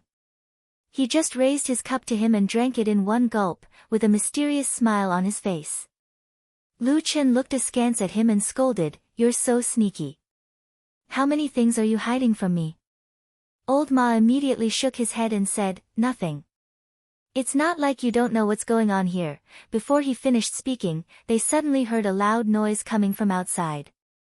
It was so loud that it broke the silence of the village, as if something big had happened. Lu Chen and Old Ma frowned at the same time and looked outside. After a while, Lu Chen said, "It seems to be coming from the entrance of the village." Old Ma said, "You stay here. I'll go and have a look." Lu Chen shook his head and said, "Let's go together." Old Ma wanted to persuade him again, but when he saw Lu Chen's expression, he hesitated and didn't say anything. They walked out of the tavern and walked all the way to the front of the village. On the way, they saw many villagers running in the same direction. Many of them looked surprised and excited, as if they had heard some special news. Chapter 10. Old Ma took 2 steps forward and suddenly saw a familiar villager who frequented the tavern. He quickly grabbed him and asked, "What's going on up ahead? Why is it so noisy?" The villager did not stop and said loudly, "I heard that a few immortal masters from the Thousand Autumns sect found a demon from the divine sect of the 3 realms who had snuck into the sect. He's now at the entrance of the village." Old Ma's body shook and he unconsciously let go of the villager. After a while, he turned around and looked at Lu Chen who was beside him. He saw that his friend was frowning slightly, his face indifferent, but there seemed to be a strange light in his eyes. Old Ma took a deep breath and said in a low voice, "Let's go back." Lu Chen looked at him and said lightly, "If you turn back now, wouldn't it look even more strange to others?" Old Ma frowned and looked around. Sure enough, almost everyone in the village was walking in the direction of the village entrance. At this time, if only the two of them suddenly turned around halfway, it would indeed be a little conspicuous. At this moment, Lu Chen reached out and patted his shoulder, saying, let's go take a look together." As he said that, he walked straight ahead. Behind him, Old Ma sighed helplessly and followed. The two of them walked all the way to the entrance of Qingshitang village. The place was half filled with water and half filled with fields. There was only a path in the middle that led outside. About 300 feet away from the entrance of the village, there were 5 people dressed in similar clothes standing there. One of them had a foot-long wound on his chest. Blood seeped out and dyed half of his body red, but he still held a sharp sword in his hand, as if he had not given up on struggling. The other 4 spread out and surrounded him, also holding sharp swords in their hands. They all looked disdainful and disgusted. Lu Chen and Old Ma stood in an inconspicuous spot in the crowd and watched the scene unfold in front of them. They saw that the 5 people were dressed in the style that the disciples of the Thousand Autumns sect usually wore. The 4 who surrounded them consisted of middle-aged men and young men, while the injured one looked to be in his early 20s. He seemed to be the remnant of the divine sect of the 3 realms that was being hunted down and hunted down. From the corner of his eye, Old Ma looked to his side and saw that everyone was looking at them eagerly and nervously. No one had noticed the 2 of them, so he nudged Lu Chen without saying a word, but his eyes showed a hint of inquiry. Lu Chen stared at the young man for a moment and did not speak. He only shook his head lightly. For some reason, Old Ma suddenly breathed a sigh of relief. At this time, the leader of the 4 from the Thousand Autumns sect, a middle-aged man with a cold expression, pointed his sword at the young man and shouted, "Vile spawn! You're about to die, and you still don't know how to repent?" The young man was heavily injured and his expression changed. He smiled bitterly and said, "Master, I've always been respectful to you and served you well. I've never done anything wrong to you. Why do you still treat me like this?" The middle-aged man heard this and frowned. A hint of hesitation flashed across his face. It seemed that the person in front of him had always been his favorite, but now he was a little hesitant.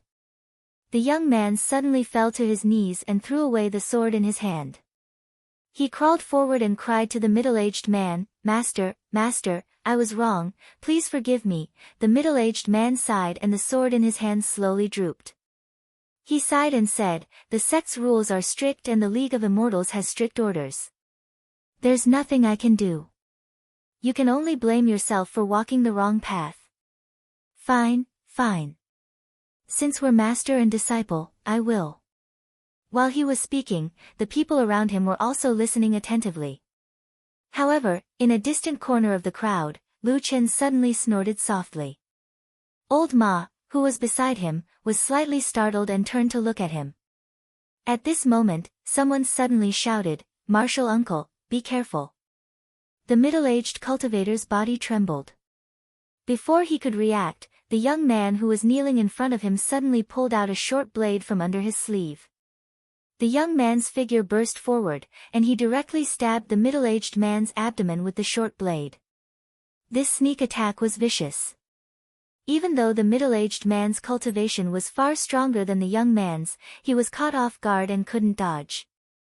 However, the middle-aged man's cultivation was extraordinary. With a roar, all the muscles in his body tightened. At the same time, he struck out with his palm and sent the disobedient disciple flying. He staggered back 3 steps and was about to roar when his voice suddenly became hoarse. He looked down and saw that the wound on his abdomen was bleeding black blood. "There's poison on the blade." The other 3 disciples of the Thousand Autumns sect had already rushed forward with angry roars, surrounding the young man and attacking him. The young man was seriously injured. He had already thrown away his long sword, and he did not retrieve his dagger after injuring the middle-aged man. At this moment, he was empty-handed. Under the siege of his 3 former fellow disciples, he could only retreat in defeat. However, there was no fear on his face. Instead, he seemed to have gone mad. He laughed and shouted at the top of his lungs, "The true God has descended and unified the 3 realms. In the future, I will ascend to the ranks of immortals and go." Before he could even finish his sentence, he had already been struck by a ray of sword light and fell to the ground. The disciples of the Thousand Autumns clan who followed closely behind him all looked like they hated this person to the core. They all followed closely behind. Sword lights rained down, and in the blink of an eye, blood splattered everywhere. In an instant, this person was reduced to a pile of meat paste in broad daylight. Immediately afterward, the 3 of them quickly turned around and surrounded the injured middle-aged cultivator. When they saw the wound, they looked at each other with fear on their faces. At this time, the middle-aged man was the calmest. He whispered in a hoarse voice, "Let's go back to the mountain." Only then did the 3 of them react, and they hurriedly agreed. Then, one of them carried the middle-aged cultivator while the other 2 protected him, and they dashed away. No one cared about the remnant of the divine sect of the 3 realms anymore. Only a short period of time had passed since they received the news and rushed out to witness the sudden change in the fierce battle. However, the intrigue and fierceness of the battle had greatly shocked the mortals who were watching the battle. After a while, the people at the entrance of the village slowly dispersed. At the same time, among the discussions, most of them were curious about the divine sect of the 3 realms. Many people knew about this. Since it wasn't a secret, they took the opportunity to tell the young people who didn't know much about the divine sect of the 3 realms. The general idea was that the divine sect of the 3 realms was actually a sect with a long history. They believed in the 3 realms of gods, humans, and ghosts.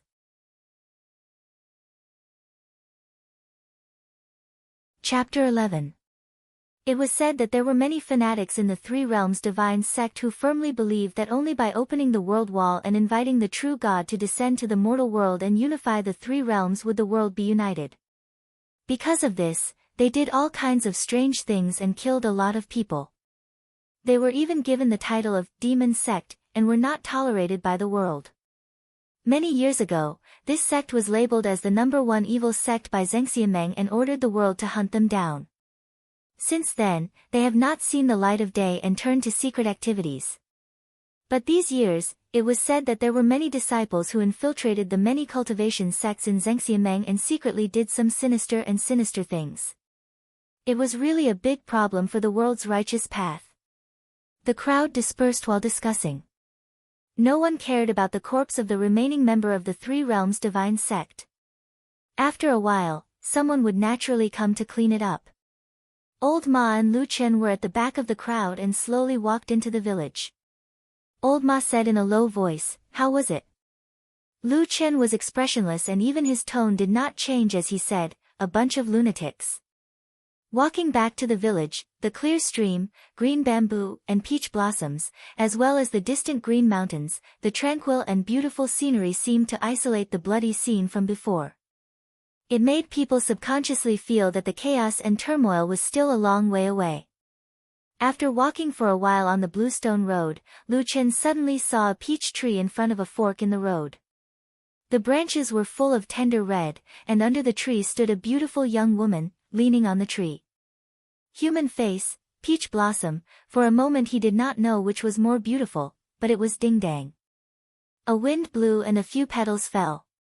She stood there in a light dress, as if she was a fairy, as beautiful as a fairy who was not tainted by the mortal world. Many of the villagers who passed by saw this scene, and many of the men turned back. Especially some of the young men had a covetous look in their eyes, but most of them still hurried past, and no one came forward to talk. On this side, Lu Chen said to Old Ma seriously, "In a few days it will be the day to collect the tea. I also have to go collect the goods, you go back first." Old Ma cursed, "Bullshit. Do you think I'm blind?" Lu Chen smiled and said, "Then do you want to come with me to collect the goods?" Old Ma sneered and said, "Don't say that I didn't warn you. Be careful that you don't play yourself to death." With that said, he clasped his hands behind his back and strode away. Lu Chen smiled at Old Ma's back, then walked straight to the peach tree and said with a smile, "What's wrong? I remember that you were sleeping in. Why did you come out to watch the show?" Ding Dang rolled her eyes at him, then looked towards the village entrance and said, "I heard that the commotion outside wasn't right, so I wanted to come out to take a look. In the end, just as I reached here, everyone returned. What's going on outside?" Lu Chen then told her everything, causing Ding Dang to suck in a breath of cold air, her face revealing a trace of fear as she said, "Ah? Wasn't that person also a disciple of the Thousand Autumns sect? He had already cultivated immortal arts, how could he die just like that?" Lu Chen laughed, using his hand to lightly pat Ding Dang's head. He laughed and said, "What are you saying? On what basis can a cultivator who has cultivated immortal arts and divine arts not die? Go go go." Ding Dang said coquettishly, waving her hand to hit the hand that Lu Chen used to take advantage of her a few times, then with a look of yearning and melancholy she said, "But, the cultivators that we dream of, isn't it to seek immortality, to ascend and become immortals? It's not easy for us to have this opportunity, we should just peacefully cultivate and live our lives honestly. How can there be so many messy things? Che, you've only seen so much, and you're already sighing here." Lu Chen glanced at her, and said to her, "Let me tell you, you didn't see it just now, but the dead person outside the village was slashed 7 times, 1 sword cut off his hand, 2 swords pierced through his abdomen, 1 sword cut through his ribs, and the other 3 swords slashed his face. Blood splattered everywhere, and in the end, all that was left was a pile of meat paste, no longer recognizable as a person, Aya." Ding Dang's face instantly turned white, her hands covering her ears, no longer caring about her elegant demeanor, she sent a kick towards Lu Chen. "Shut up! Shut up! Shut up! Blarg!" Seeing her clutching her chest and about to retch, Lu Chen laughed out loud, then retracted his smile, and said to her with a smile that was not a smile, "If you can't even handle such a small matter, what if you have the chance to enter a sect in the future, then what? Pay!" Ding Dang gasped for breath for a while, struggling to free herself from the frightening fantasy, and angrily said to Lu Chen, "Nonsense. What kind of place is an immortal sect? How can it be as frightening as you say it is? Moreover, aren't you immortal yourself, talking for so long here? Be careful that in the future, when an immortal passes by and hears you, they might catch you and harshly punish you." Lu Chen shrugged, and did not say anything more, only smiling. "Forget it, in a few days, the 1,000-year sect will send people down to collect spiritual tea and spiritual grains. I also have to go to the tea mountain to collect some spiritual tea to exchange for spirit stones." Ding Dong's eyes lit up, and said, "How's the harvest recently? How many spirit stones can it be exchanged for?" Lu Chen looked at her, and laughed, "Look at how anxious you are. How many spirit stones have you saved up? How far are you from 1,000? Ding Dang huffed, "This old lady is not going to tell you. In any case, if you have spirit stones then come find me, otherwise get lost."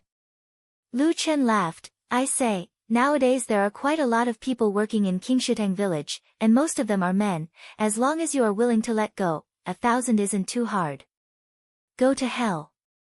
Do you think this old lady is such a loose person?" Ding Dang said angrily, but seeing Lu Chen nodding his head, Ding Dong's face reddened, and she could not help but kick him again. "Stinky man, why do you always make me angry? Are you afraid that I won't age fast enough?" Lu Chen jumped away, and smiled. "Spirit stones are things that can't be brought along in life, and can't be taken away in death. I have always spent them casually. But the people working in this village are probably like you, wanting to take a look at the 1,000-year sect's immortal mirror, so even if they are envious of you, no one is willing to go to your door, right?" Ding Dang stopped in her tracks, and snorted, "You know and you still say it? Those shameless people, they only want to take advantage of me all day long. This old lady here has already kicked them out, but in the end, those spineless people all talk bad about me behind my back." After a pause, she could not help but feel a little curious. "Hey, stinky man, I didn't think so before, but now that you mention it, it really does seem a little strange. Why is it that everyone else wants that opportunity, but only you seem to not care? Lu Qin smiled at Ding Dang, and Ding Dang frowned, suddenly feeling a chill in her heart for no reason.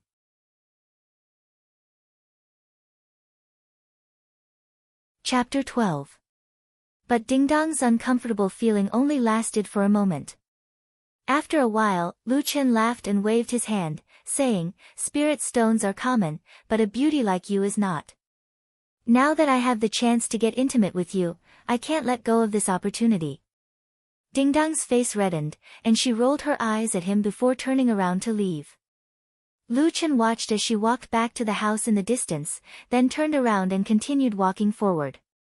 When he reached the large locust tree, he saw that the old fisherman named Old Yu was still sitting under the tree, fishing. It was as if he was the only person in the entire village who didn't care about what happened outside. However, at this time, other than the old fisherman, Old Ma was also standing behind Old Yu. He was looking at the clear stream in front of them and couldn't stop looking. Lu Qin walked over and stood beside Old Ma, saying, "There are no fish in this stream."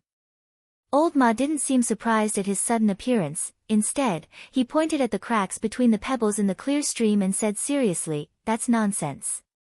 Look, there are a lot of fish over there."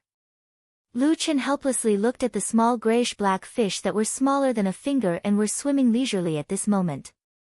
He sighed and said, "I'm saying that there aren't any big fish in the water that Old Yu wants to catch." Old Ma thought for a moment and said, "You're right." The two of them walked side by the clear stream, feeling the spring breeze on their faces. As they walked, Old Ma suddenly said, "That woman named Ding Dang, if she really gathered 1,000 spirit stones and luckily passed the test of the 1,000 Autumn Gate Immortal Mirror, and became a cultivator of the 1,000 Autumn Gate, what do you think the first thing she would do?" Lu Qin looked at the green mountains in the distance, a smile hanging on his lips. He said, "Oh, diligently cultivating in order to live forever?"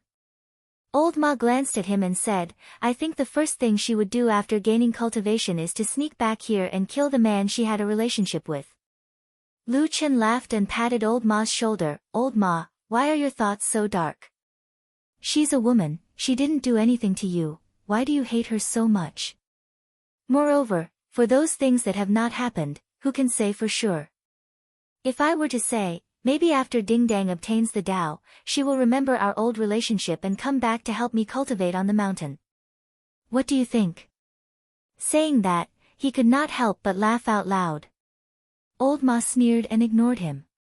He took a few more steps forward. Seeing that he had reached the fork in the road leading to the tavern, he suddenly said lightly, "You know I'm right." Lu Chen's footsteps paused for a moment. He walked to the fork and turned to Old Ma and said with a smile, "It's getting late. You go back to your wine shop, I'm going home to sleep." Old Ma stared at him and said, "You've seen more things than me, why do you turn a blind eye to it?" Lu Chen's eyelids slightly drooped. After a moment of silence, he said, "I've seen a lot, so I want to look on the bright side. This way, at least I can live comfortably." He shrugged his shoulders and said, "Otherwise, even if I live, it might be a life worse than death, so it's better to let myself be happy." After speaking, Lu Chen laughed, looking cheerful and happy. He waved to Old Ma beside the spring breeze and under the green bamboo and peach blossoms, then turned and left. Old Ma looked at his back and shook his head. His face gradually revealed some emotions, but he didn't say anything in the end. After leaving Old Ma, Lu Chen walked along the Qingshui stream all the way to the foot of the mountain. He could see a lonely straw hut built at the foot of the mountain. Further away was a deep green pond, which was the source of the Qingshui stream. At this moment, Lu Chen plucked a bamboo leaf from somewhere and chewed it in his mouth. The slightly bitter but refreshing taste stimulated his tongue as he walked leisurely towards the straw hut. However, when he was about 100 feet away from the straw hut, his body suddenly trembled and he suddenly staggered, looking like he almost fell to the ground. Fortunately, there was a peach tree by the side of the road. Lu Chen grabbed the trunk of the peach tree with such force that the peach tree trembled and countless pink petals fell, like a colorful and tempting spring rain. Lu Chen suddenly opened his mouth, the muscles on his face contorted, looking like he was shouting loudly, like a beast roaring after it was injured. However, for some reason, even if he opened his mouth wide, strangely, not a single sound came out from his mouth. Following that, his body started to tremble non-stop, as if at this moment, his entire body was enduring unimaginable pain. Without any warning, in his pair of black eyes, 2 balls of flames suddenly ignited. Black flames. The black flames burned fiercely, just like that night. The black flames suddenly appeared, burning in Lu Chen's eyes. Following that, everywhere on his body under his clothes, strange low and deep sounds seemed to come out at the same time, like the friction of bones, like the wailing of flesh and blood, making one's hair stand on end. Lu Chen took a deep breath, clenched his teeth and then strode towards the straw hut at the foot of the mountain. His footsteps were a little unsteady, as if each step brought him great pain. After just a few steps, one could vaguely see that on some parts of his body that were exposed, his face, neck and hands, strange black stripes faintly appeared, looking like patterns. Like a burning flame. Lu Chen panted, running with big strides. The straw hut in front was getting closer and closer, but the strange scene on his body seemed to be triggered at any moment. Suddenly, on the skin on the back of his neck, a ball of strange black flames suddenly rushed out from under his skin, and then began to burn. In just a blink of an eye, the flesh and skin around the black flames were charred. Lu Chen let out a low roar. His body trembled as if he was on the verge of collapsing. However, his courage and willpower came from an unknown source. Despite the excruciating pain of being burned by the black flames, he still forced himself to not collapse. Instead, he continued to run forward towards the grass hut. As if in that ordinary straw hut, there was a life-saving straw for him. As time passed, Lu Chen's condition worsened with each passing moment. Black flames continued to erupt from every corner of his body. One moment it was on the back of his hand, the next moment it was on his chest, his back, his head, his thighs, his calves, and almost everywhere else. When Lu Chen rushed to the door of the thatched hut, it looked as if his entire body had been devoured by the black flames. He pushed open the door of the hut and rushed in. The door was opened and then closed. He, who was in excruciating pain from being burned by the black fire, suddenly paused for a moment. Then, from somewhere above his head, an inconspicuous gray stalk of grass suddenly floated down.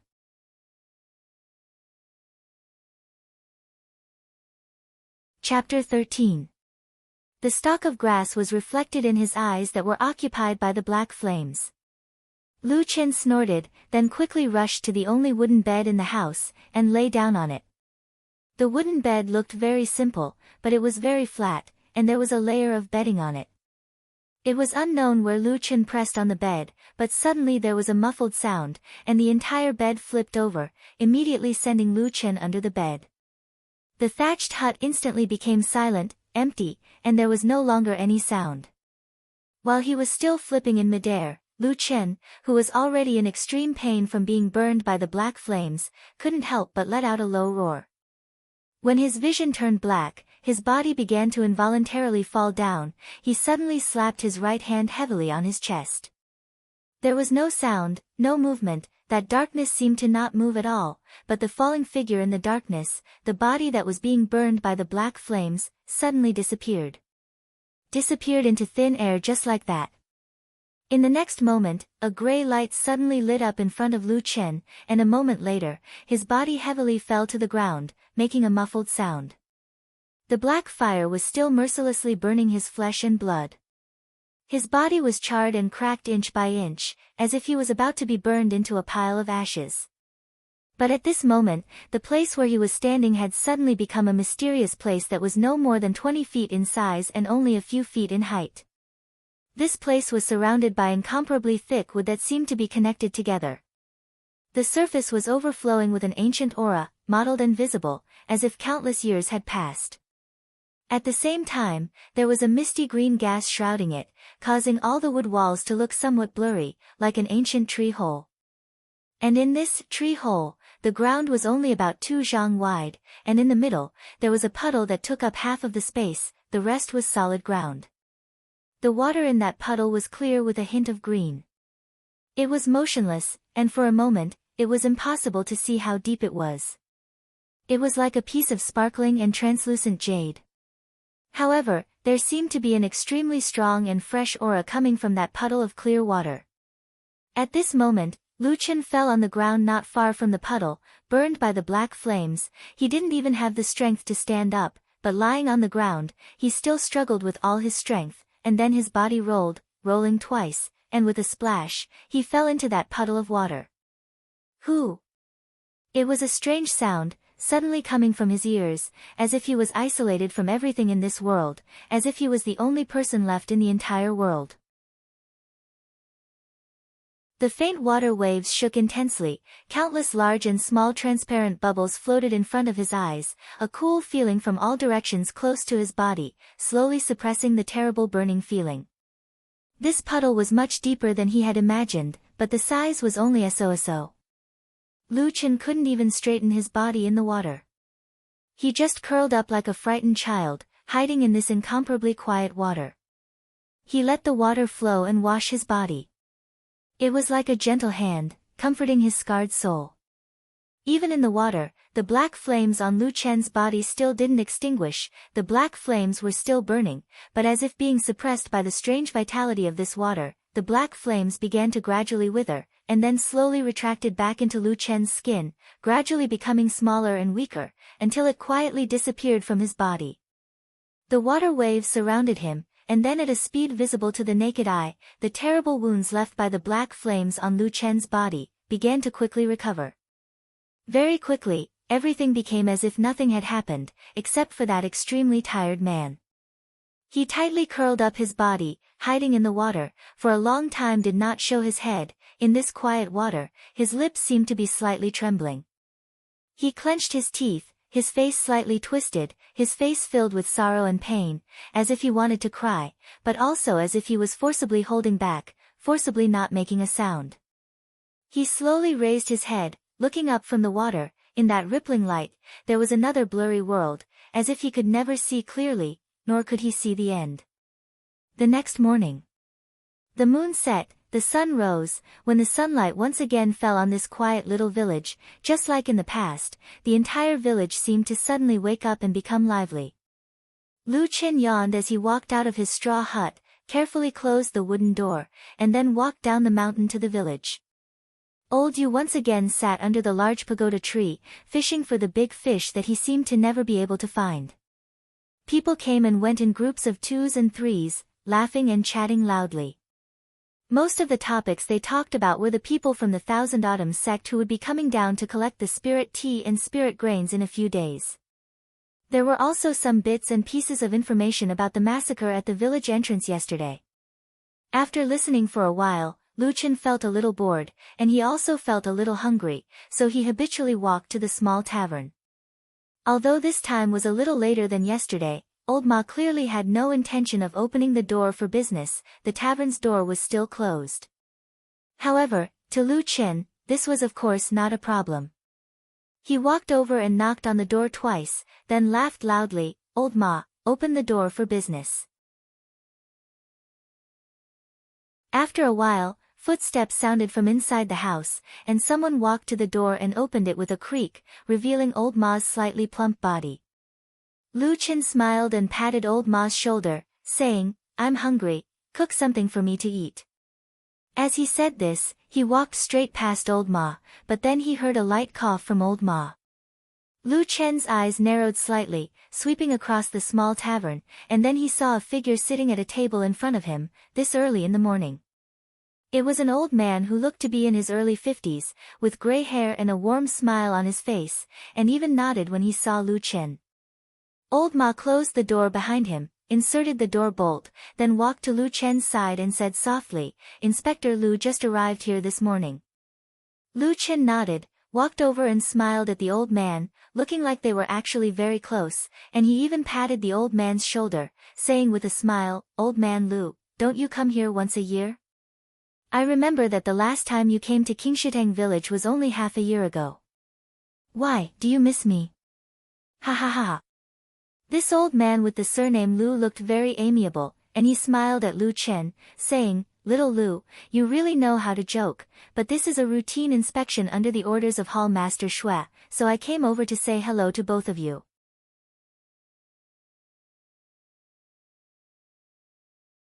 Chapter 14. Jokes aside, looking at old Lu's half-serious smile, Lu Chen said with a straight face, "What is it?" Inspector Lu smiled and said, "I'm not young anymore. 3 months ago, I met with an accident during an inspection and got injured in a fight.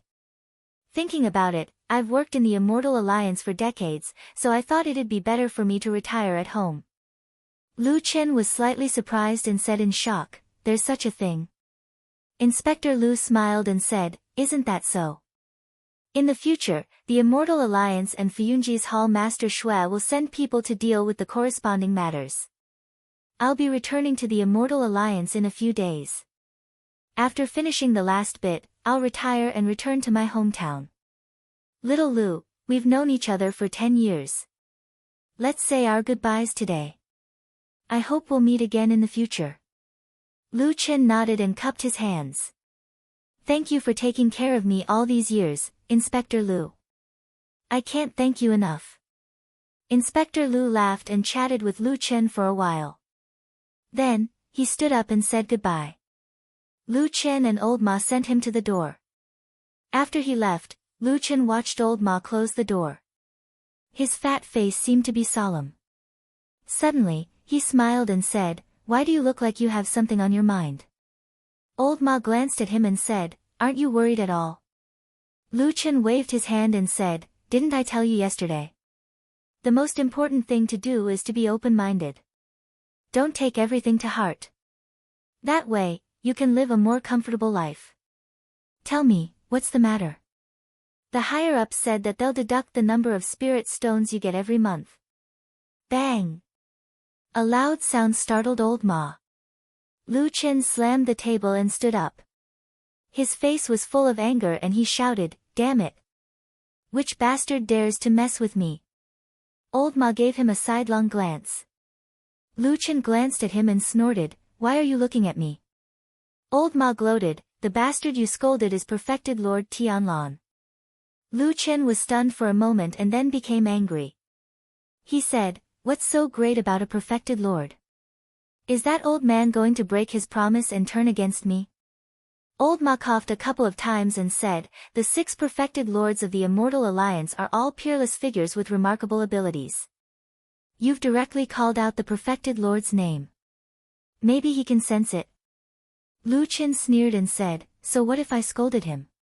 "Tianlan old man, you're an old man with short legs and long arms, fatter than a pig, full of evil tricks, and bald head." Old Ma was dumbfounded and couldn't say a word for a long time. Lu Chen looked around and saw that the tavern was quiet. It didn't look like something would suddenly happen. He said to Old Ma, "Look, either that old man Tianlan can't hear me, or he sensed that I was scolding him, but he didn't dare make a sound." Old Ma smiled bitterly and said, "Little Lu, it's not good for you to be like this." Lu Chen rolled his eyes and said, "He's going to deduct my spirit stones, and you're blaming me for falling out? Didn't you say that you would let me live a comfortable life?" Old Ma said sternly, "I was there that day too. I don't remember Senior Immortal saying this." Lu Chen said angrily, "Then who said that?" "I remember it very clearly." Old Ma pointed at Lu Chen's chest and said, "You said it yourself." Lu Chen looked at Old Ma suspiciously, then waved his hand and said, "Forget it, who can remember things from 10 years ago so clearly? Let's not talk about it for now. In any case, deducting my spirit stones won't do." Old Ma sighed and said, "I just asked. In fact, you're not the only one deducted. All the shadows under Fuyunji are the same." Lu Chen was startled and suddenly stopped talking. His eyes flickered for a moment, then he stared at Old Ma. Old Ma felt a little uncomfortable under his gaze and looked away. After a while, Lu Chen's previous anger and ruckus seemed to have vanished without a trace, and he seemed abnormally calm. After a long time, he suddenly said, damned old man, have you been forced into a difficult position? Old Ma smiled and looked a little bleak. He said, Senior Immortal had no choice. Zhengxianmeng has been passed down for more than 3,000 years. It has a big business and countless talents, but it is also full of countless flies and dogs. Therefore, the spirit stones are always not enough to spend. Fuyunji doesn't produce, and we don't see its head. It only says that it will take care of the heroes who have made great contributions to the Immortal Alliance, but it doesn't explain any details. It is equivalent to spending such a huge amount of money every year with empty words. Many people in the Immortal Alliance have long been unhappy with it. Lu Chen was silent. After a while, he shook his head gently and didn't say anything. Old Ma glanced at him, walked to his side, sat down, and said in a low voice, In the end, you and I both know that Senior Immortal feels guilty towards you. If possible, he doesn't want to make you feel wronged. But if he doesn't deduct your share, it will be highlighted. At that time, if it attracts the attention of people with ulterior motives. At this point, Old Ma paused and said, Fuyunji is under the banner of Senior Immortal Tianlan in the Immortal Alliance, but there are a lot of hall masters, supervisors, inspectors, and monitors. All these years, only Senior Immortal and I know your real identity. Even Inspector Lu, who has been secretly patrolling for 10 years, and even Hall Master Shui, who is in charge of the affairs, don't know the inside story. They only think that you are the kind of people who have made some small contributions and then entered Fuyunji to eat and wait for death.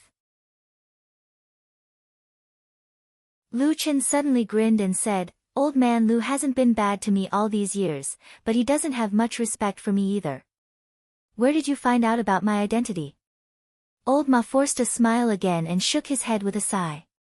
Logically speaking, even this identity shouldn't have been revealed. But now this Immortal Alliance looks famous, but inside, it is like a sieve filled with water. So this is also what Senior Immortal is worried about. Lu Chen was silent for a while, and suddenly said lightly, Those people are still investigating? Old Ma hesitated for a while, but still nodded and said, Yes. That battle back then could be said to have hurt the foundation of the evil cult. Not to mention the destruction of the god-subduing spell, the most important thing is that 3 out of 5 elders are gone. This hatred is a blood feud that can't be solved. These few years, we have caught some evildoers of the evil cult. After interrogation, when they asked about this, they all said that the evil cult has secretly sent countless people into the Immortal Alliance and the major cultivation sections. Their first priority is to investigate that matter back then. They must dig out the culprit, then tear the body into pieces, and extract the soul to refine the spirit for revenge. Lu Chen snorted and said to Old Ma, You can just say revenge. You don't have to say the words tear the body into pieces and extract the soul to refine the spirit. Old Ma laughed and said, Wouldn't it be more imposing to add a few more words? Bah! Lu Chen spat angrily, and then said, Go cook the noodles. Old Ma said in surprise, You just said a lot of vicious killers will tear your body into pieces, and you still want to eat noodles? Lu Chen squinted at him and said, Don't talk nonsense. I have a fire in my heart. If you don't cook noodles for me, I will smash your tavern.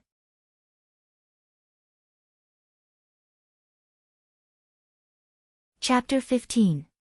In Old Ma's heart, this tavern was obviously more important than a bowl of noodles.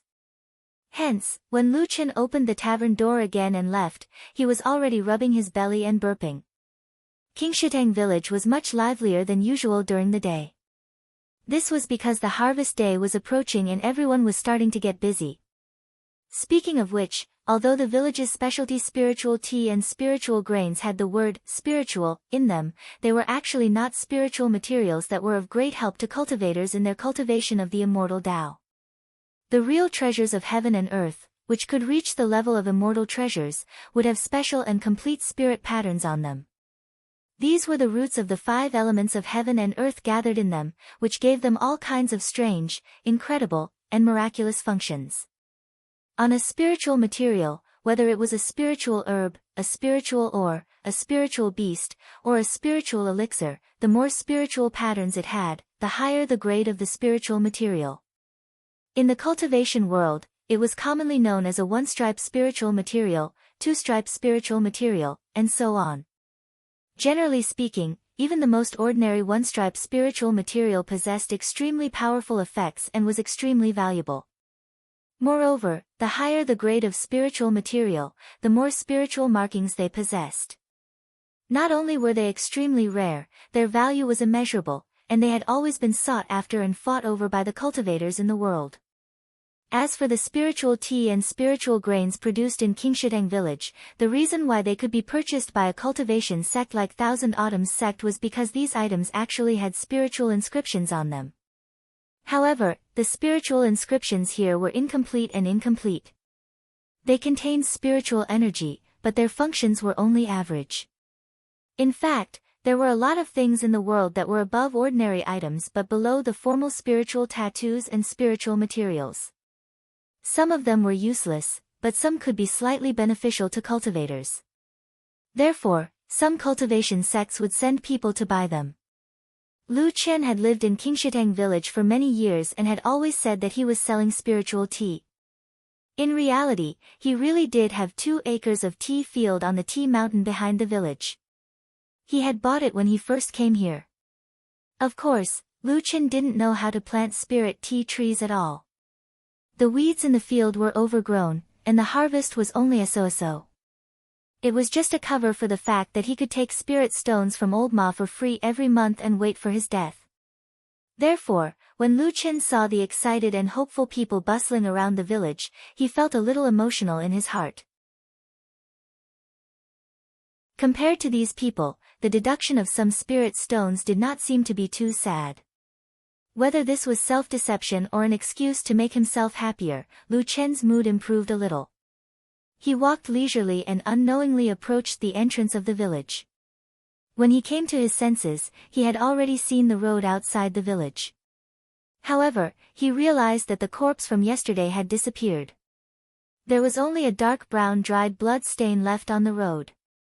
After a few days of people coming and going, perhaps even the blood stain would disappear. Lu Chen stared at the blood stain for a moment, then turned around and walked back to the village expressionlessly. He walked along the bluestone road and saw the old fisherman sitting under the tree fishing when he was about 10 feet away from the big locust tree. He laughed and wanted to go over to take another look. Suddenly, he heard a commotion on the other side of the stream. Lu Chen was a little surprised and turned to look at the other side of Qingshitang village. Qingshitang village flowed through Qingshitang village. There were houses on both sides of the stream, but the east bank where Lu Chen was at was more crowded. About 70% of the people in the village were there. There were also many pubs, inns, and miscellaneous shops here. On the other side of the west bank, there were probably only a few inconspicuous houses and it was usually quiet. Today was a strange day. There was actually some commotion coming from the other side of the river.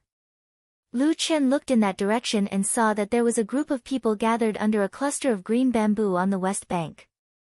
There were both men and women, but there were quite a number of women. Some of the women that he usually saw in the village seemed to have run over there. This made Lu Chen a little curious. He walked over to a stone bridge not far in front of him, intending to see what was going on. After getting off the stone bridge, there was a group of people not far away. Before he got close, Lu Chen could hear gasps of admiration coming from the crowd.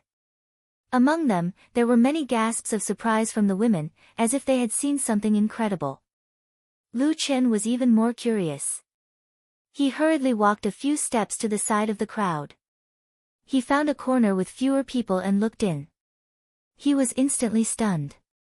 The crowd had formed a semicircle. Under a cluster of green bamboo, there was a young man who looked like a scholar standing with a smile.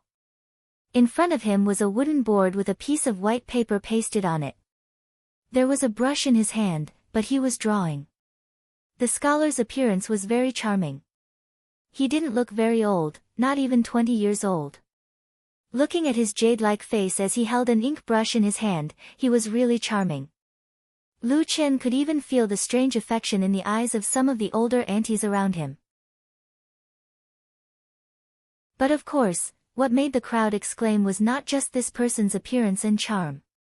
This young man was drawing a woman on the paper at this moment. Although it was just black and white ink, it was actually vivid and lifelike. The woman in the painting stood under the flowers, looking at each other with a gaze full of affection. Although the affection was not spoken, it was vividly written on the paper. This painting was actually extremely good. Although Lu Chen didn't understand painting, he felt that it was amazing. Just as he was exclaiming in his heart, he was suddenly startled. He realized that the woman in the painting was actually somewhat familiar. Looking carefully, it was clearly Ding Dang. His heart moved. He immediately turned his head to look at his surroundings. Indeed, not long later, he saw Ding Dang standing there with a strange expression on her face. Her cheeks were slightly red, as if she was angry, but also seemed to be unable to contain her joy. The surrounding girls all turned to look at Ding Dang, the jealousy in their eyes could not be hidden. Not long later, the young man had already finished drawing. He then smiled and took down the painting. He smiled and showed it to the crowd, immediately causing them to cheer. Although this painting could not be considered a big deal, everyone could see that this painting was good or bad. Adding the young man's gentleness and politeness, they naturally liked it. In the crowd, Ding Dang snorted and said, "The painting is not bad, but you are not honest. Why did you have to draw me?" The young man smiled and said, "This elder sister's words are too serious. This young man was just casually drawing.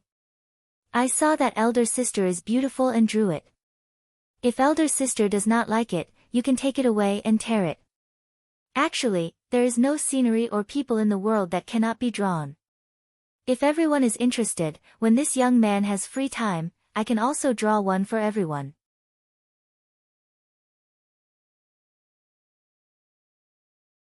Chapter 16. The crowd immediately cheered, especially the girls who were the happiest. Ding Dang was happy at first, but then she became angry. She snorted and said angrily, "Flowery words." The young man smiled and shook his head. He walked over and handed the painting to Ding Dang. He smiled at her and turned to leave. Ding Dang looked at the young man's back as he left. She wanted to say something, but then she suddenly heard someone in the crowd say coldly, "Vixen, trying to seduce men again." The crowd immediately quietened down. Many people laughed. There were both men and women. The men laughed in a more vulgar manner, while the women laughed more acrimoniously. The sound of the women's laughter was louder than the men's. Ding Dang's mouth twitched and her face darkened. She suddenly turned around and walked away. She quickly walked over the stone bridge and crossed the east bank. It seemed like she was going home. Lu Chen stood at the back of the crowd and calmly watched this scene. He then looked at the scholar who had already walked into another small path on the west bank. He then muttered to himself in a low voice, "How annoying. Why is it that young and handsome gigolos are more popular everywhere I go?" The painter and the person being painted had both left. The surrounding crowd naturally dispersed as well. When they left, there were many discussions. Many of them talked about the scholar, praising his handsome appearance and powerful painting skills. There were also many who talked about Ding Dang. They all laughed at her shameless flirting. They then began to worry for the young scholar, hoping that he would not be harmed by the vixen again. Lu Chen walked back to the east bank and yawned in boredom. Then, he strolled over to the large pagoda tree and glanced at the fish cage next to Old Yu. As expected, it was empty. He sat down on the other side of the big rock and asked, "Old Yu, did you catch any fish today?" "No." The old fisherman did not seem to hear the malicious intent in his words and replied honestly. Lu Chen laughed and said to him, "I think you will never be able to catch any fish in this stream in your lifetime." The old fisherman was silent for a moment. Then, like countless times before, he replied woodenly, "There are fish in the water." "Tch." Lu Chen stared at him. After a moment, he suddenly lost interest. There really were all kinds of weird people in this world. He said, up to you. If you say there is, then there is. Serves you right for wasting your life here. In the end, even if you catch it, it will still be a waste. Every time they reached this point, the two of them would have nothing else to say. But one day, for some reason, old Yu suddenly turned to look at Lu Chen and said slowly, no, that's not it. I saw that there were spirit marks on that big fish. As long as I catch it and offer it to the immortals of the Thousand Autumns sect, I can cultivate too. A big fish with spiritual marks. Lu Chen couldn't help but laugh. Then he said, oh, if you really catch, this fish is worth more than 1,000 spirit stones. It's enough for you to enter Thousand Autumn sect. But you don't get eaten by. Old Yu looked at Lu Chen strangely and mumbled, fish don't eat people. Lu Chen smiled and leaned over to pat him on the shoulder. He did not say anything else. He glanced at the crystal-clear stream and got up to leave.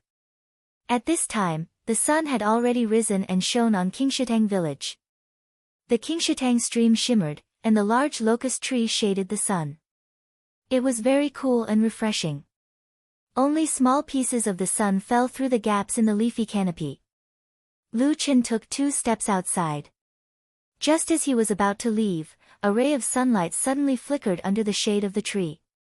It was as if a shadow had flashed in a certain corner of the large pagoda tree. Lu Chen's body suddenly stopped. He turned and looked in that direction, only to see that it was just one of the roots of the big locust tree.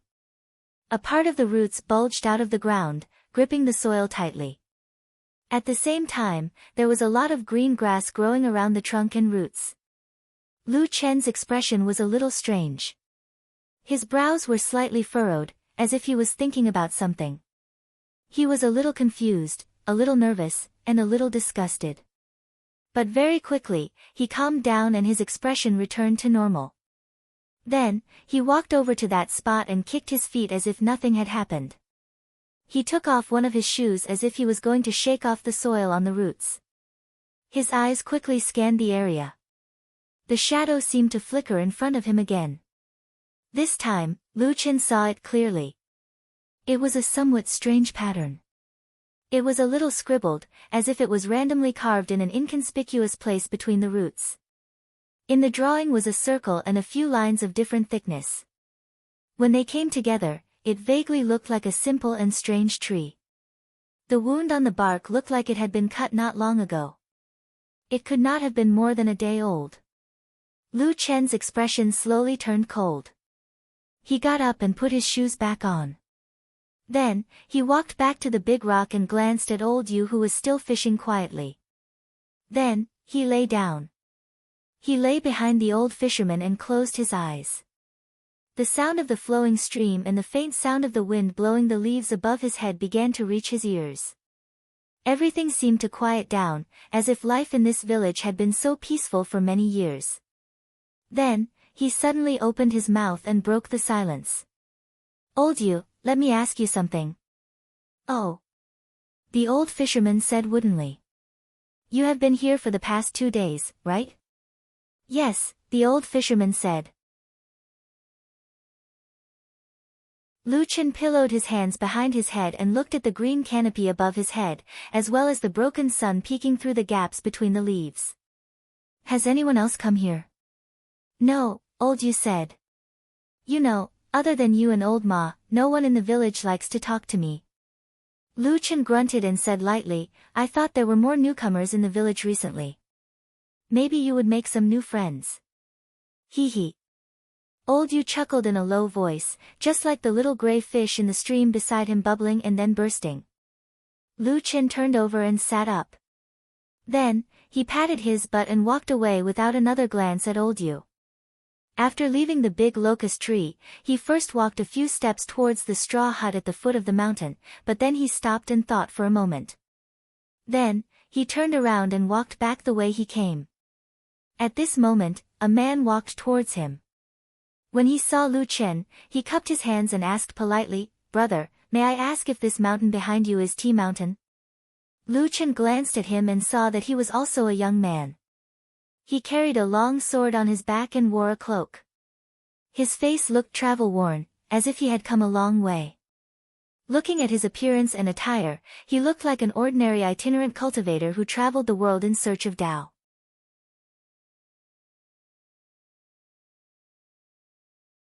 Chapter 17. When asked about the situation at the back of the mountain, Lu Chen nodded and said, "Yes, are you going to the tea mountain?" A hint of joy appeared on the young man's face as he nodded his head. Then, he clasped his hands together and smiled at Lu Chen. "Excuse me for asking, but do you know of a place called the Flying Swallow Rock, on the tea mountain?" Lu Chen was stunned for a moment and shook his head. "No, I've lived here for a long time and I'm very familiar with this tea mountain. There's no place called Flying Swallow Rock." The young man was stunned too. Obviously, he didn't expect to hear such an answer. He mumbled subconsciously, "That can't be. She was talking about the tea mountain in Qingshitang village." Lu Chen smiled. "Maybe. Anyway, this is Qingshitang village and the tea mountain. I've never seen the Flying Swallow Rock before. Why don't you go up the mountain and look for it yourself?" The young man thought about it and nodded. "That's true." Lu Chen turned his body and made way for him. He pointed to the green mountain behind him and said, "Follow this stone path along the stream and you'll reach the foot of the mountain. Then, there are about a dozen mountain paths that can lead you up the mountain. You can pick any one." "More than a dozen mountain paths?" The young man seemed to be taken aback. Lu Chen smiled. "Half of the front of the mountain has been planted with spiritual tea. People come and go, so of course there are many paths." The young man finally understood and smiled. "No wonder it's called Tea Mountain. Thank you." He walked forward as he spoke. Lu Chen watched him walk past him. After taking a glance at his back, he turned around and continued walking forward. He had only taken a few steps when he suddenly heard a call from behind him. It was the young man's voice. "Big brother, wait a moment." It's only been a while and you've changed from a brother to a big brother?" Lu Chen smiled and turned around. He did not feel annoyed. Instead, he looked curiously at the young man who was running over from the bluestone path in the distance. He smiled and asked, "What's wrong?" The young man had an apologetic look on his face. Before he could say anything, he cupped his hands and bowed to Lu Chen. Lu Chen smiled and waved his hand. "You don't have to be so polite. You've been very polite since the beginning. Could it be that you're a disciple of the Kunlun party?" The young man was taken aback. He subconsciously took a step back and said in astonishment, "How did you know?" This time, it was Lu Chen who was stunned for a moment. He then looked at the young man and said in surprise, "Could it be true?" The young man paused for a moment, seeming to be a little hesitant, but then he nodded and cupped his hands together, saying, "I am Hong Chuan, a disciple of the Kunlun party. May I know your name, and how did you know my background?" Lu Chen frowned slightly, then smiled bitterly and said, "It was just a random guess." The Kunlun party was very famous in the divine central continent. It could be considered one of the famous sects in the cultivation world. This famous cultivation sect was famous for two things. First, it had a very long history. Zhengxianmeng, which was made up of many cultivation sects, had a history of more than 3,000 years. During this time, countless sects rose and fell. There were only two sects that could stay in Zhengxianmeng and had a longer history than the Immortal Alliance. The Kunlun party was one of them. As for the second most famous thing, it was because it had a very long history. This cultivation sect had a lot of rules and regulations, and paid particular attention to etiquette and rules. Therefore, the disciples of this sect, regardless of their level of cultivation, naturally paid particular attention to etiquette. As the saying goes, 3 points of etiquette when meeting someone. When it came to the disciples of the Kunlun party, it would at least become 5 points of etiquette or 7 points of etiquette.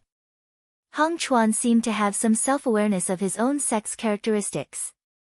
After hearing Lu Chen's question, he also laughed heartily. Then, he naturally cupped his fists together and said, I have yet to ask for this big brother's great name. Lu Chen waved his hand and said with a smile, You are a disciple of a famous sect, and I am just a country bumpkin. How can I bear these 4 words? I am Lu Chen. Hung Chuan said, Oh. He actually thanked him for asking for directions just now. Lu Chen was a little amused by him and said with a smile, Why are you back again? Is there anything else you want to ask? Hung Chuan nodded and said, Indeed. Brother Lu, I just thought of something. The flying swallow rock was also told to me by someone else, but that person also happened to pass by here many years ago, so the name of the place might not necessarily be the same as today. I just want to ask you, is there a place on this mountain where many red-billed scarlet swallow live? Red-billed scarlet swallow? Lu Chen thought for a moment and said, I have never heard of this kind of swallow, but according to what you said, I have thought of a place. Hung Chuan was overjoyed and hurriedly asked, May I ask where that is? Can you tell me? Lu Chen pondered for a moment, then said, The front of Tea Mountain is flat and filled with tea gardens, but the back of the mountain is a bit steep. It's also divided into 2 foothills, the east and west. There's a high lake on the west foot of the mountain, while there's a rarely seen sinkhole on the east foot of the mountain. Every time dusk falls, there will be thousands of rock swallows flying out of the sinkhole in search of food.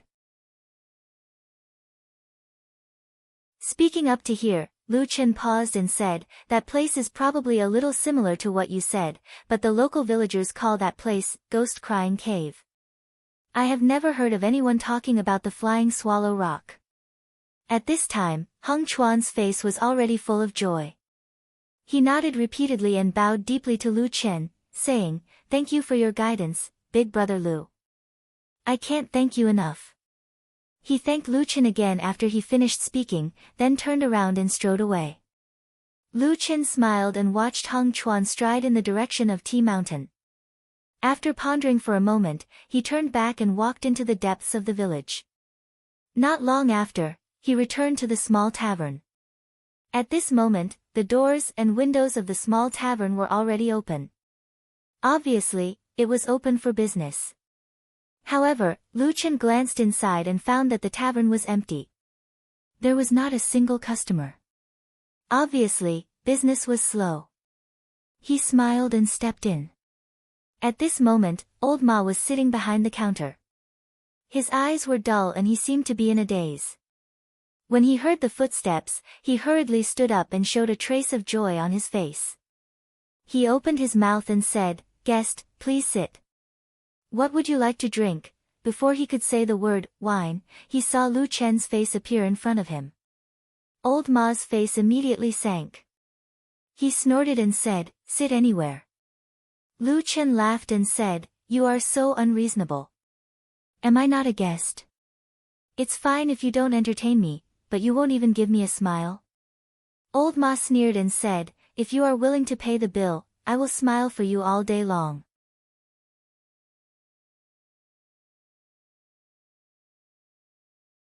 Chapter 18. Pfft, you're not a woman. Isn't it disgusting enough to smile at me for the whole day? Lu Chen snorted, then leaned on the counter casually, his body slightly leaning forward. Old Ma glanced at him, frowned slightly, and asked in a low voice, What's wrong?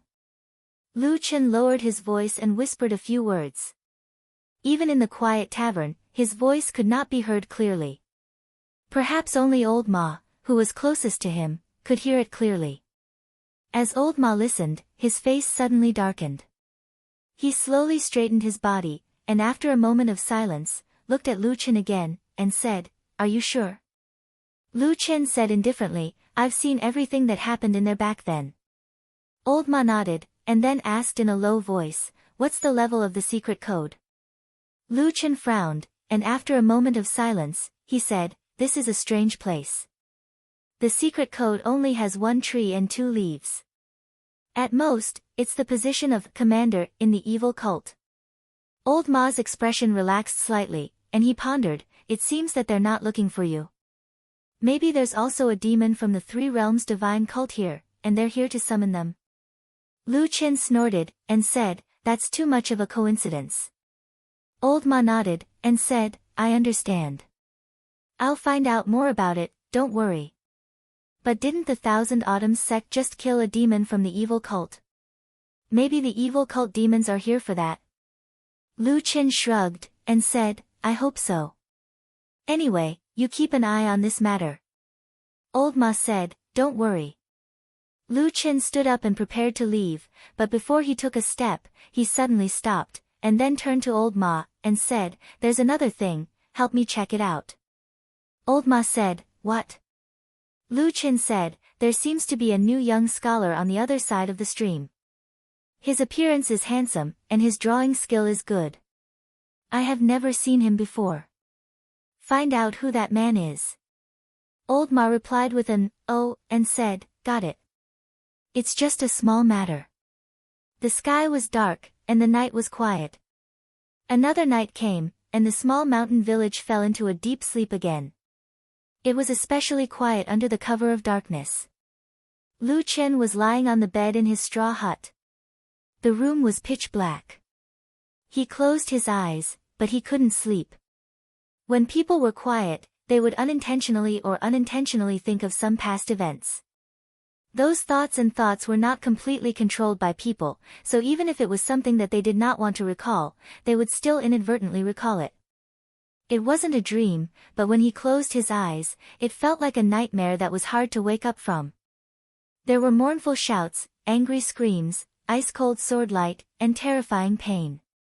Of course, most of all, there were those wildly dancing black flames. He opened his eyes in the darkness, shook his head, shook off those disgusting memories, and turned over. There was the sound of the wind outside the straw hut. It was the mountain wind blowing from the tea mountain, and it seemed to be a bit hurried this night. Lu Qin listened for a while, and seemed to hear some noise inside. Some small, faint noise. He turned over and got off the ground, put on his clothes, and walked out. Only then did he find that the night sky was a bit cloudy, and only a few stars were flashing in the distance, making the night look a bit gloomy.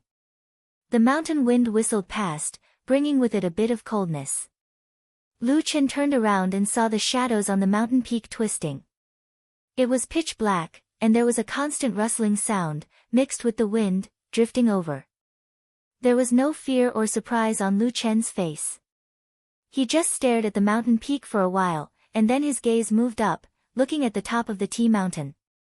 Although those strange sounds sounded somewhat frightening and gloomy, they were actually the special sound of the leaves and branches trembling when the mountain wind blew through the countless spirit tea trees on the mountain. In the gloomy and silent night, it was like the cry of ghosts, but in reality, it had no meaning. Lu Qin was also not the slightest bit afraid. He just stared in the direction of the eastern foot of the tea mountain, and after a while, he said to himself, "Those swallows don't seem to be moving tonight." He had lived here for 10 years, and was indeed very familiar with this tea mountain, including the giant pit that the local villagers called the Ghost Wailing Cave. He had also gone up to see it. The giant pit was not small, and it looked quite spectacular from top to bottom. There were indeed hundreds and thousands of swallows living on the rock walls, but whether they were the red-billed red-feathered swallows mentioned by Hong Chuan today, Lu Qin did not know. In Lu Qin's impression, that group of swallows should be just ordinary birds, and not spiritual beasts with spiritual tattoos. Therefore, it was reasonable to say that a disciple of a famous sect like the Kunlun party would generally not be interested in such useless things. Or perhaps, there was some hidden treasure in the giant pit that attracted a disciple of a famous sect like Hong Chuan to peep at it. Thinking of this, Lu Qin's heart also moved, but then he shook his head. He had no intention of being nosy. For the sake of safety, he had explored that area before, but he did not find any so-called heaven and earth treasure. Anyway, even if there was, it was someone else's opportunity. Thinking of this, he planned to go back to sleep. However, just as he pushed open the door of the straw hut, he suddenly heard a low rumble from somewhere in the night. The sound was not soft. Although it was not sharp and ear-piercing, it traveled very far in the night. Lu Qin's body paused, and he turned around to look at the source of the sound. However, he found that the place where the sound came from was pitch black, and it was coming from the deep pool at the foot of the mountain. Lu Chen frowned slightly, and he was a little surprised. The deep pool was located at the foot of the Tea Mountain, and its depth was unpredictable. This was because from 6 feet underwater, the water temperature became abnormally cold, and ordinary people could not bear it. Therefore, no one had ever been able to dive into it. For many years, this deep pool had been quietly hiding in the depths of the mountain village. Qingshui stream originated from here, and it meandered through the village, coexisting harmoniously with this small mountain village for many years. Lu Chen thought about it, and still walked towards the pool. Not long after, he walked to the edge of the pool. He opened his eyes, and after a moment, he suddenly let out a "huh." With the faint starlight in the sky, he saw that there was actually a person floating in the pool. It was the middle of the night, and suddenly, a person was floating on the surface of the deep pool. It was indeed a little scary. At the same time, the mountain wind was mournful, and it blew non-stop. It seemed to add a bit of eerie atmosphere to the place. However, Lu Chen seemed to be completely unaware of this gloomy atmosphere. Instead, he frowned as he stared at the human figure that was bobbing up and down in the water. After a while, he suddenly muttered, "Why does he look a little familiar?"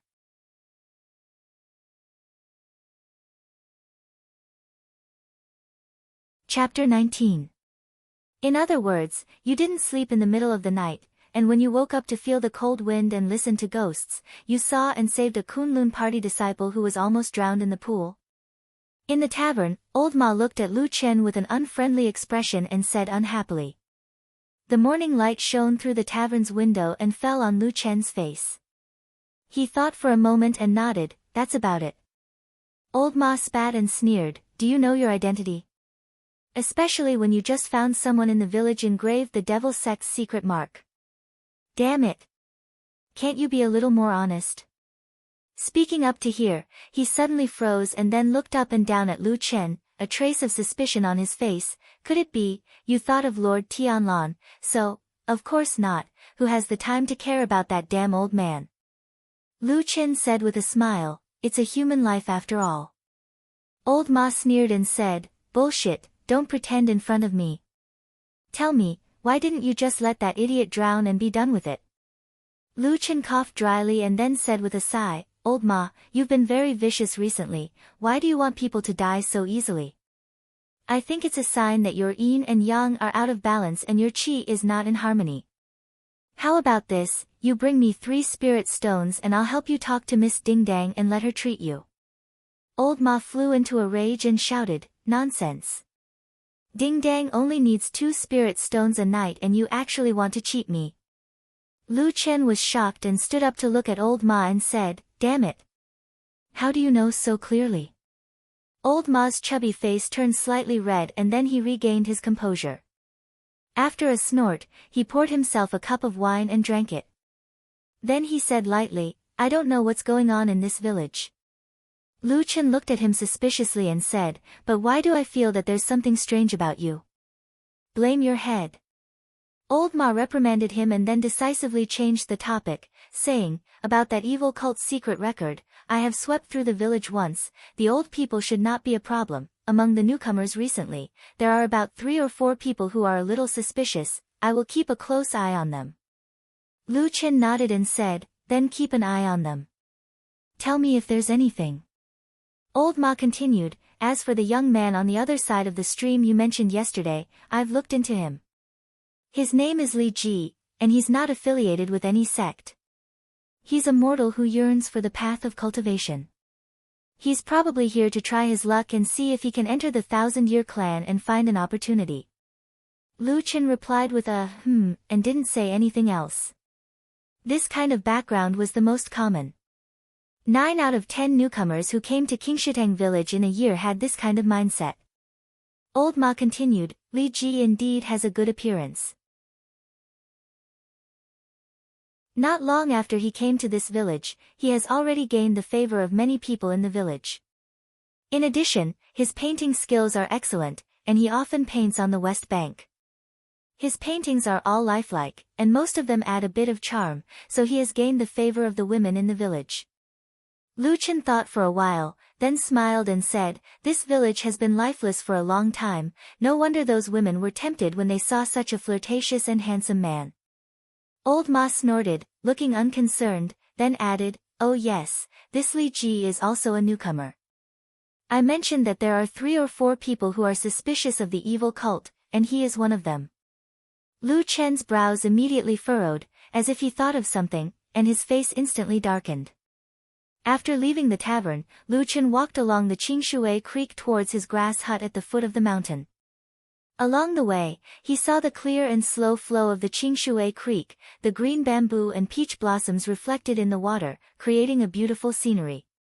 Halfway there, Lu Chen suddenly heard a clamor of laughter coming from the opposite shore. His heart skipped a beat and he turned his head to look.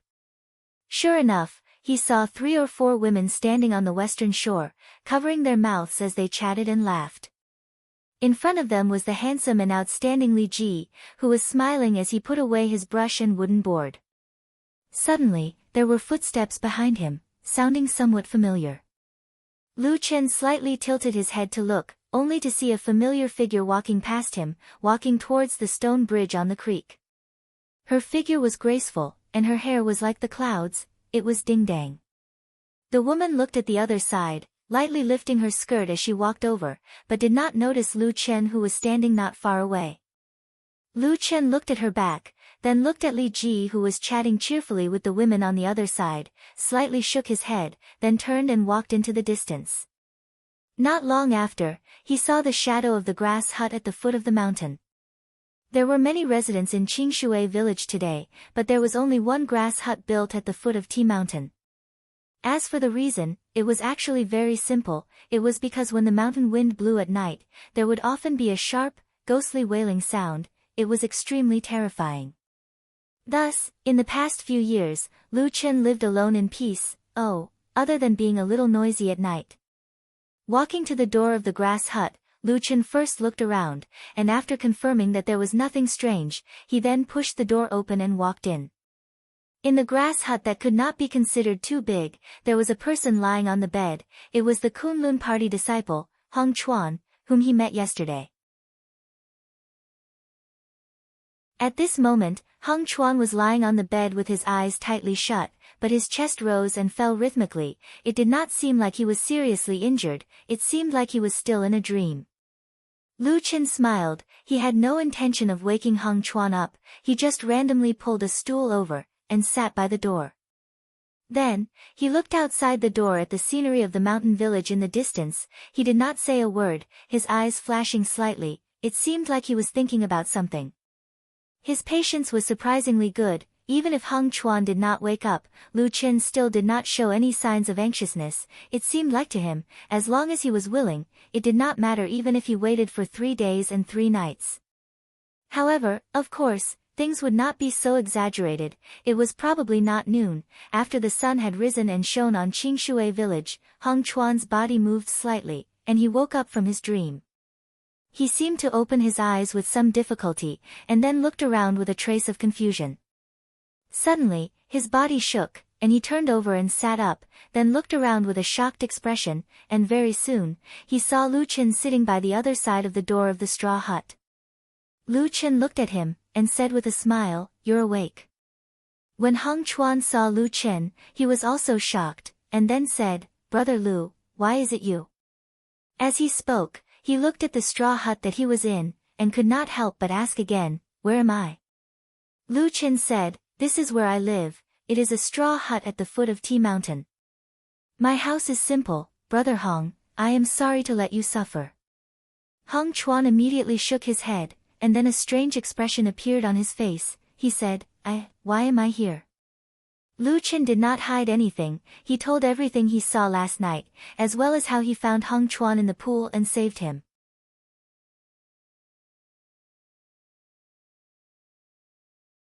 Chapter 20.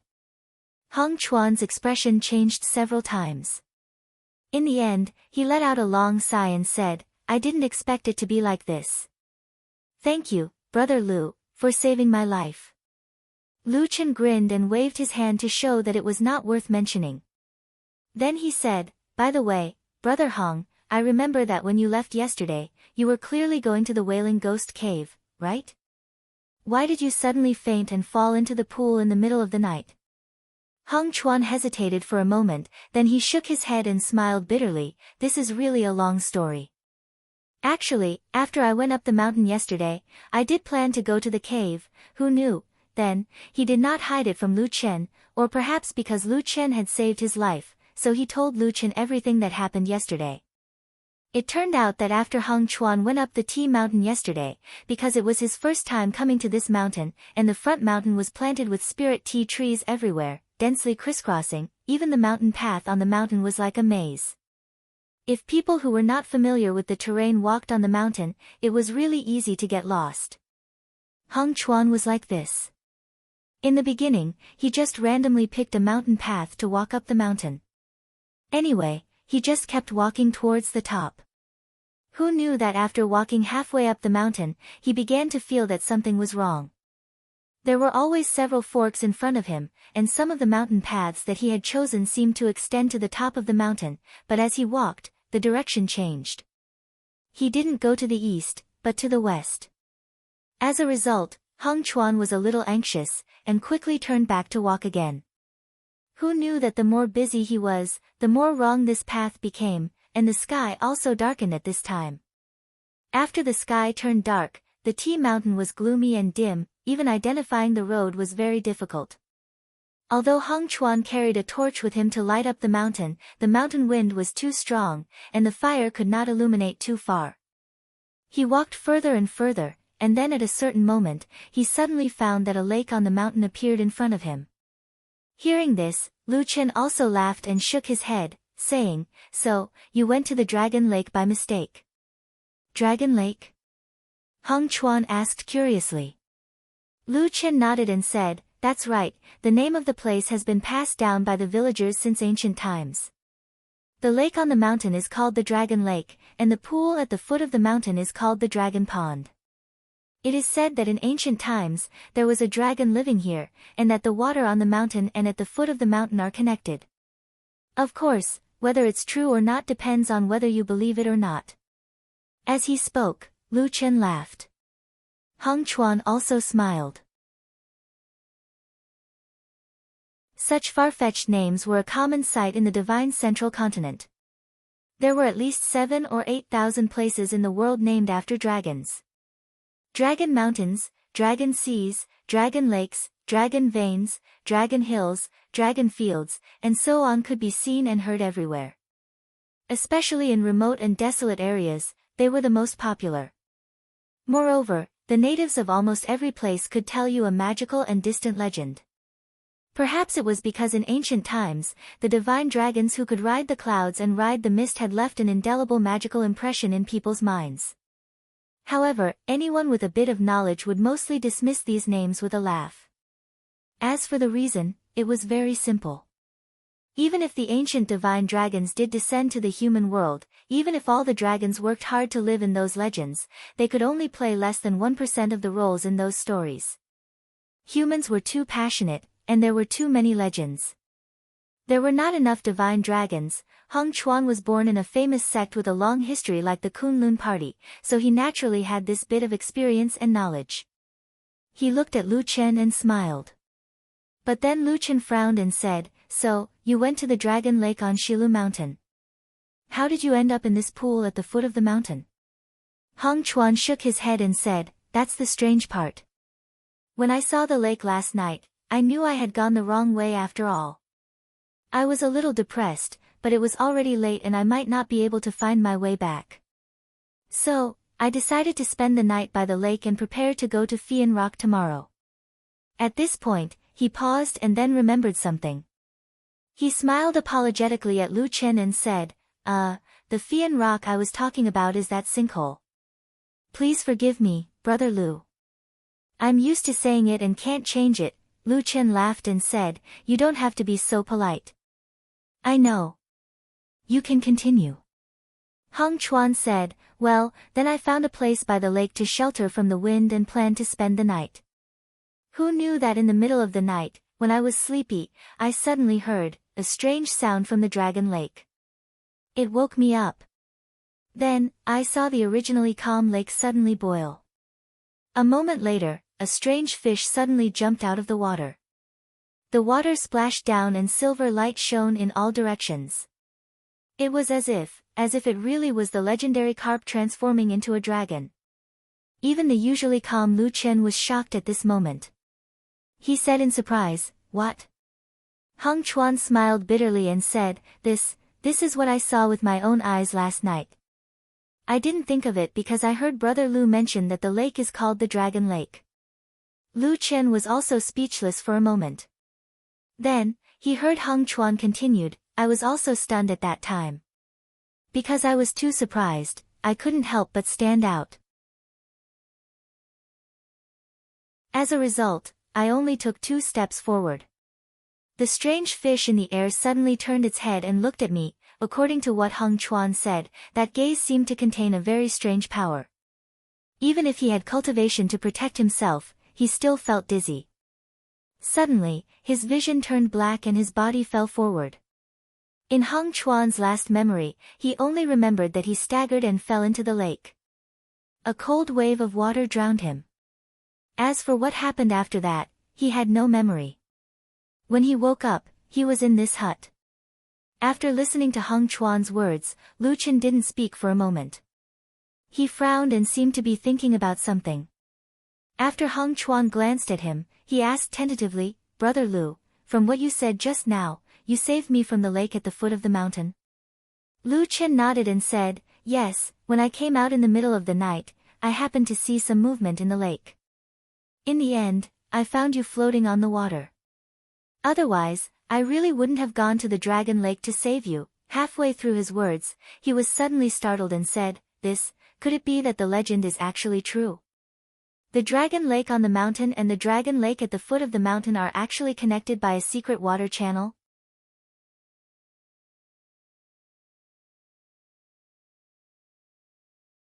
Chapter 21. Hung Chuan was also dumbfounded. After a while he said, "It seems that this is the only explanation that makes sense. Brother Lu, you have lived in this village for so long, have you heard of the legend of the strange fish in the Dragon Lake?" Lu Chen only shook his head and said, "There really isn't. The Dragon Lake and Dragon Pond, other than the grand name, there really hasn't been any activity for so many years, like stagnant water, no one has ever seen the strange fish." For some reason, he suddenly paused at the last 2 words. Hung Chuan, however, did not notice it. He only sighed, and then with some rejoicing, he said, "No matter what, I really have to thank Brother Lu this time. Otherwise, I would have died here for no reason. It's really unjust."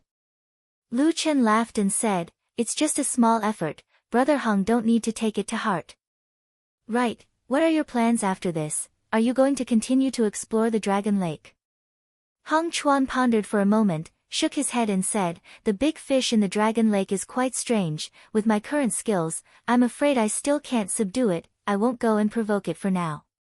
If there is a chance in the future, after I return to the mountain, I will invite a few powerful senior brothers to come over. We will naturally be able to investigate." Lu Chen nodded and said, "That's fine." Hung Chuan got off the bed, tried to walk a few steps in the house, and then moved his body. Lu Chen looked at his movements and asked, "How are your injuries?" Hung Chuan said, "Shouldn't be too serious, just some impact that caused your blood and qi to be unstable. It seems that I will be fine after a day of rest." Lu Chen smiled and said, "That's the best. How about this, since you have slept here for a night, why don't you stay here for the night? Tomorrow morning, I will go up the mountain with you to that crater, finish your work, so that you won't have to struggle again if you can't find the path." Hung Chuan was overjoyed, even his face was a little red. He said with surprise, "Brother Lu, is this true?" I. Lu Chen smiled and said, "Just leading the way, it's nothing. We're all outside, so we're just helping each other out."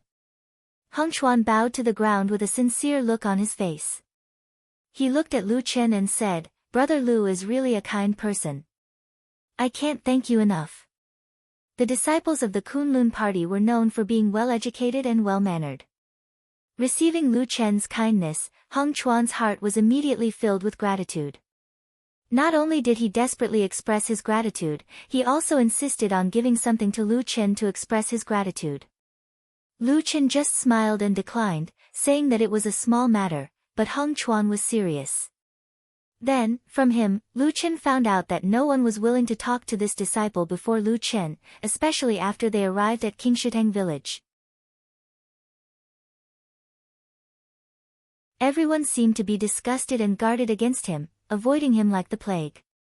Almost no one was willing to talk to him. After hearing this, Lu Chen was also stunned. Then, he thought about it and said, Brother Hong, maybe they thought that you're someone who's here to snatch the opportunity. You know, many people here have worked their whole lives just for that one opportunity. Even if they don't know each other, there's always a possibility that they'll be robbed of their opportunity. Heng Chuan was dumbfounded. Just because of this? Lu Chen also smiled bitterly and said, other than this, I can't think of any other reason. But usually, they don't act like this. Oh, right. His eyes suddenly lit up as he looked at Heng Chuan. It should be because you were wearing a long sword that day and looked like a rogue cultivator. You're much stronger than us mortals. If the Thousand Autumns sect came to take a look, they would naturally choose someone with some foundation like you. That's why those people were unwilling to talk to you. Only then did Heng Chuan come to his senses. He was speechless for a moment. But in comparison, his gratitude towards Lu Chen deepened. In the end, there was another round of gratitude and gratitude. Lu Chen almost couldn't take it anymore. In the end, Heng Chuan once again brought up giving gifts to express his gratitude. Lu Chen declined again, but this time, he didn't push it too hard. Who knew that at this moment, something extremely awkward would suddenly happen? Just a second ago, Heng Chuan had been so sure that Lu Chen wouldn't stand on ceremony and accept the gifts. But suddenly, he realized that other than the long sword that was tied on his back, his belongings and other belongings were all gone. At that moment, in the thatched hut, the two of them stared at each other. For a long time, neither spoke, or perhaps they didn't know what to say. After a long while, Lu Chen laughed dryly and said, perhaps I left them in the water last night. I wonder if Brother Hong has anything valuable that's missing. At this moment, Heng Chuan's face was red and somewhat purple. He seemed so ashamed that he almost wanted to pull out his sword and kill himself. Seeing this, Lu Chen was a little worried. But fortunately, Heng Chuan didn't seem to be so stubborn. After a while, he said with a sad face, I don't have anything important, but this, but... I'm really sorry, Brother Lu. Looking at his depressed expression, Lu Chen found it funny, but for some reason, he suddenly felt a burst of warmth in his heart. Then he shook his head slightly and said in a gentle voice, Brother Hong, do you think I'm that kind of greedy person? Heng Chuan was shocked and quickly raised his head, No, I definitely didn't mean that. Lu Chen smiled and said, if that's the case, why are you so depressed? We met by chance, it's fate. Why worry about this trivial property? Come, I'll take you to the village to drink a few cups of good wine. Meeting and getting drunk is a happy thing in life. Saying this, he stood up with a smile and led Heng Chuan out of the thatched hut, walking towards the tavern where old Ma stayed in the village. Heng Chuan looked at Lu Chen from behind. For a moment, he didn't know what to say, but his eyes were shining. Although at this moment, Lu Chen looked like an ordinary person, and he was a disciple of a famous cultivation sect, the difference in status between the two was actually quite big. But at this moment, in his eyes, Lu Chen's figure seemed to be getting bigger and bigger. When passing by the stream of Qingshui, he suddenly thought in his heart, could this be the extraordinary person that father talked about in this world? It's such a pity that such a person is buried in this countryside. And naturally, Lu Chen didn't think that at this moment, he was following behind him in a somewhat embarrassed state. Thoughts were tumbling in Heng Chuan's mind. In fact, Whether it was Hung Chuan or Lu Chen himself, they had probably inadvertently forgotten a fact, and that was that an ordinary person would almost never treat a cultivator with cultivation so calmly. Because between the two, not only was there a huge difference in strength, but there was also a huge difference in status. But to Lu Chen, everything seemed to be very natural. Not only did Hung Chuan not notice, even he himself didn't notice anything strange.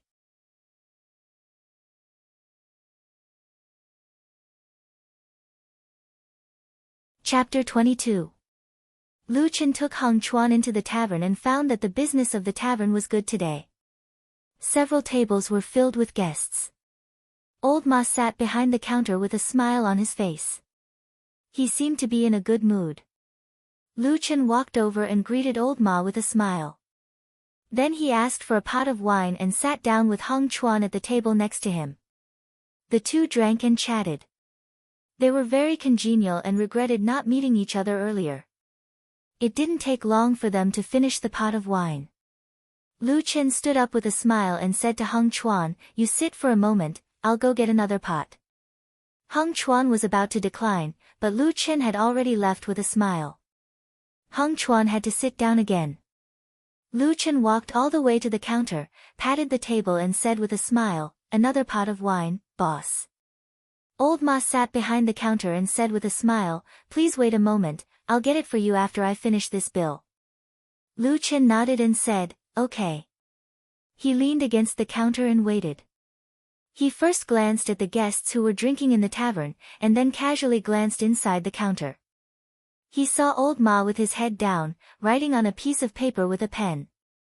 There were not many words, just one line. Lu Chen's expression didn't change. He turned his head as if he didn't see anything. Then he saw Hung Chuan looking at him and said with a smile, "Wait a moment, it'll be done soon." While they were talking, Old Ma had already stood up. He smiled and took a pot of wine from the side. He handed it to Lu Chen and said, "Sir, your wine." "Okay." Lu Chen took the pot of wine and walked back to Hung Chuan with a smile and sat down. The day passed in the blink of an eye. At noon the next day, Lu Chen set off from the hut with Hung Chuan and went to Tea Mountain. The mountain breeze blew down from the top of the mountain. As far as the eye could see, everything was covered in thick green.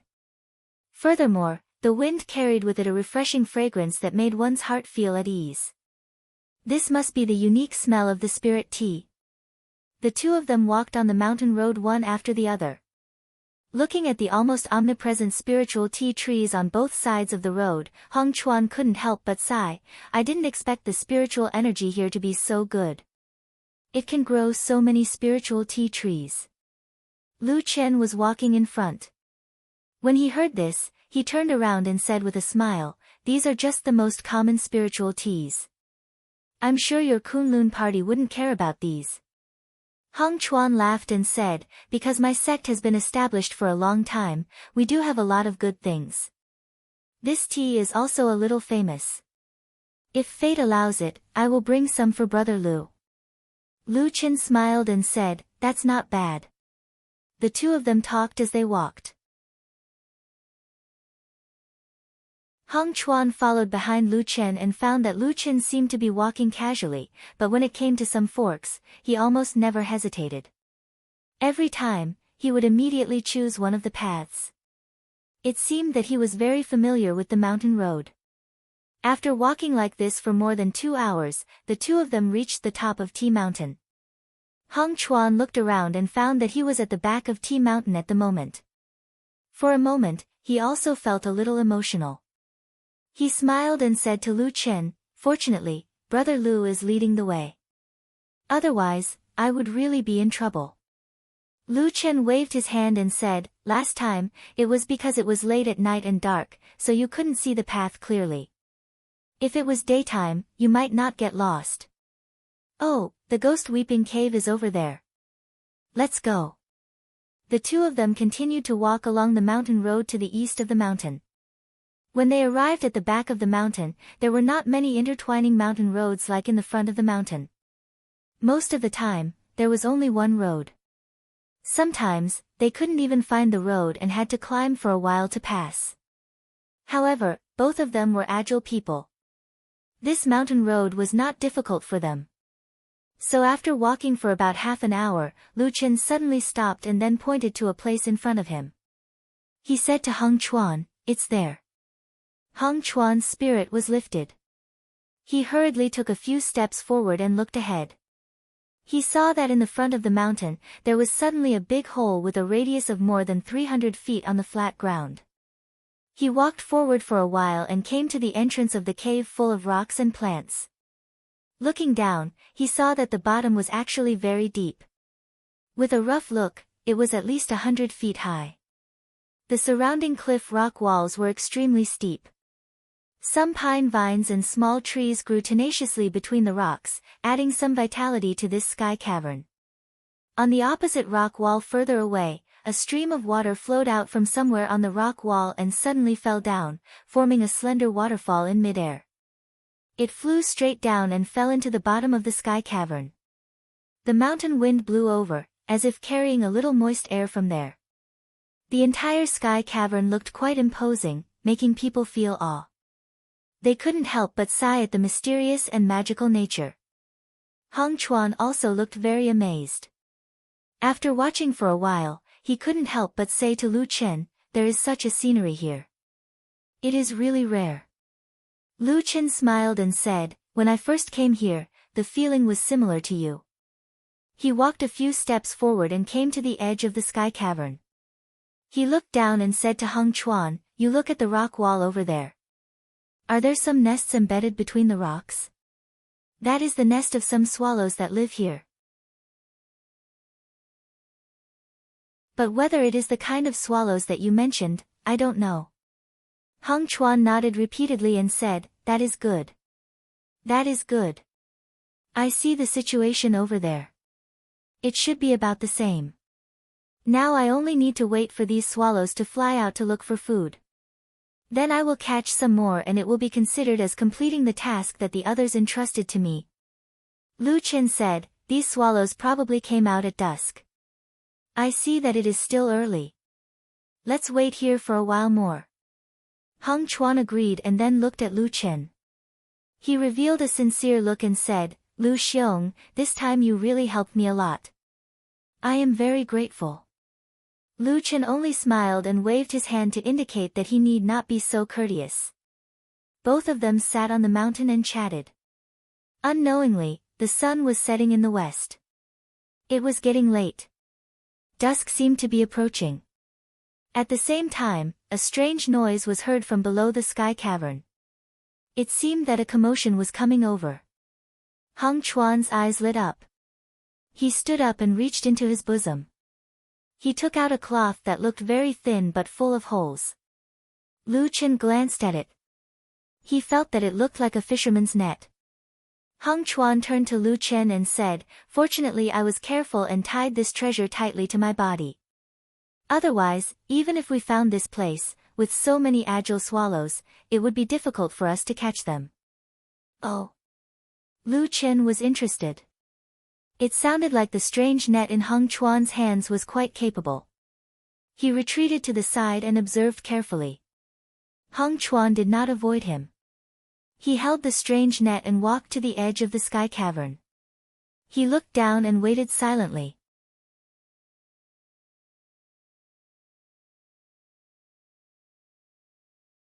Chapter 23. After about half a cup of tea's time, the noise below suddenly became louder. Then, a strange chirping sound gathered together like a tide. A moment later, a black cloud suddenly flew up from the bottom of the heaven pit. Upon closer inspection, one would discover that this black cloud was actually made up of swallows that were completely black in color. Lu Chen stood to the side and looked at the swallows. After carefully identifying them for a while, he found that there was a circle of scarlet around the beak of these swallows, and on the tail feathers, there were indeed a few scarlet feathers among the black feathers. They looked brighter and more beautiful than the black feathers around them. They seemed to be the red-beaked scarlet swallows that Heng Chuan had mentioned before. At this moment, Heng Chuan, who was standing at the edge of the heaven pit, could see the appearance of these swallows even more clearly. Suddenly, a look of joy appeared on his face. Then, he muttered something and suddenly shook his hands. He spread them out and the thin net opened up with a hoot sound. It flew into the air and flew into the group of swallows. Only a burst of shouting and the group of swallows was suddenly in chaos. The strange net's mesh was neither too big nor too small, just enough to catch these swallows. At the same time, a strange glimmer appeared on the strange net. It actually surrounded the swallows in mid-air and covered all of them. Then, it flew back to Hung Chuan's hand. This trip and return was really magical. This kind of method was clearly a magic treasure of the legendary immortal sections. Lu Qin stood at the side and looked at this scene with a trace of a smile on his face. His gaze moved to Hung Chuan, who was standing at the edge of the heaven pit, and stared deeply at him. Hung Chuan was standing at the edge of the heaven pit. Not far from his feet was a cliff, but he didn't seem afraid at all. His eyes were only looking at the strange net in midair. He stretched out his arm and caught the net that flew back to him. He looked inside and immediately beamed with joy. He turned back to Lu Chen and said with a smile, "There's no mistake. It's the red-beaked scarlet swallow." Lu Chen smiled and nodded, "As long as it's right." He then asked curiously, "Oh yes, I remember that the swallows here aren't considered spirit beasts. Why did you catch them?" Hung Chuan reached into the net and grabbed a swallow. Then, he looked directly at the tail feather. After carefully looking at it, he pulled out a red feather from the feathers. Then, he loosened his fingers and let the swallow fly. Holding the scarlet feather in his hand, he smiled at Lu Chen and said, "This is it." Although the red-billed scarlet-feathered swallow was not a spirit beast, the scarlet feathers on its tail were quite beautiful. Especially if one was not afraid of trouble, they could weave these feathers into a shawl, which was also very beautiful.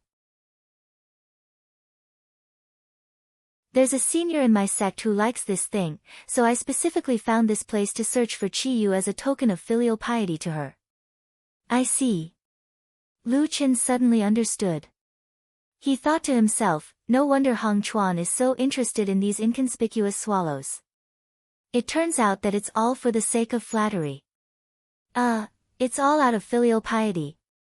After understanding the whole story, Lu Chen was not in a hurry.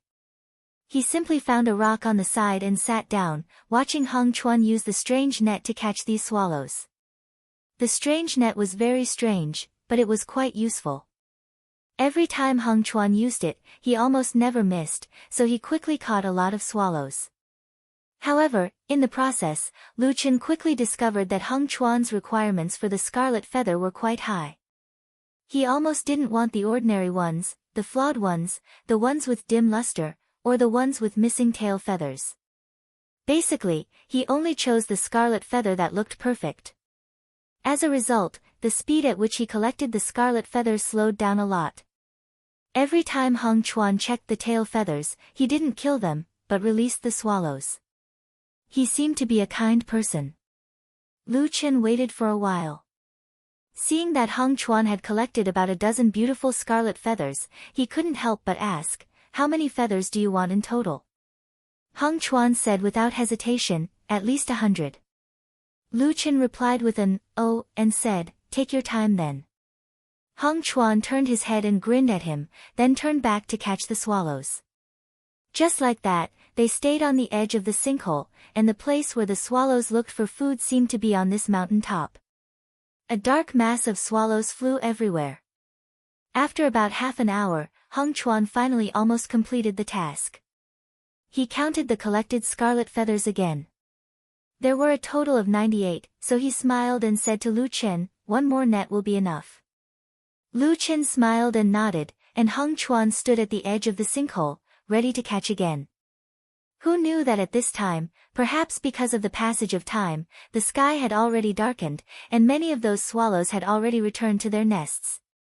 The number of swallows still flying in the sky had decreased, and they looked sparse. Hung Chuan's net seemed to be unable to catch more than a few, and at the same time, more swallows were flying into the sinkhole, chirping as they flew towards the steep rock wall. Hung Chuan looked a little anxious, and waited for a moment with his eyes wide open. Suddenly he saw a small group of swallows flapping their wings and flying over. There were about a dozen of them, and they also flew into the sinkhole. Hung Chuan was shocked, and when he looked again, there were almost no swallows left in the sky. In a hurry, he hurriedly took a step forward and threw the net in his hand towards the last small group of swallows. The strange net glimmered. It was indeed a magic weapon of the immortals, and it accurately covered those swallows, and then flew back. Hung Chuan was overjoyed, and leaned forward to reach out to catch it, but at this time, he suddenly heard Lu Chen's exclamation behind him, shouting, "Watch your feet." Hung Chuan's heart jumped, and subconsciously looked down, but before he could react, his body slanted, and he lost his balance, and fell down. It turned out that he was already standing not far from the edge of the cliff, and just now the last net was a little hasty, and for a moment he forgot the situation under his feet. He actually stepped on empty air, and immediately slipped and fell down. This time Hung Chuan was shocked, and cried out involuntarily, and at the same time his hands and feet flailed, desperately trying to grab those rocks and grass on the cliff to maintain his balance. But this sudden fall, the momentum was not small, those rocks and grass were all broken, and he actually could not hold on, and his entire body still fell down uncontrollably. At this critical moment, suddenly a figure pounced over from above. In a flash, he suddenly stretched out his hand, and grabbed Hung Chuan's hand, and pulled his body. Hung Chuan's falling momentum suddenly stopped, and at this time his entire body was suspended in the air, and only his right hand was grabbed by Lu Chen, who had just pounced to the edge of the cliff. The mountain breeze blew over, and both of their faces became incomparably pale. Obviously they were frightened.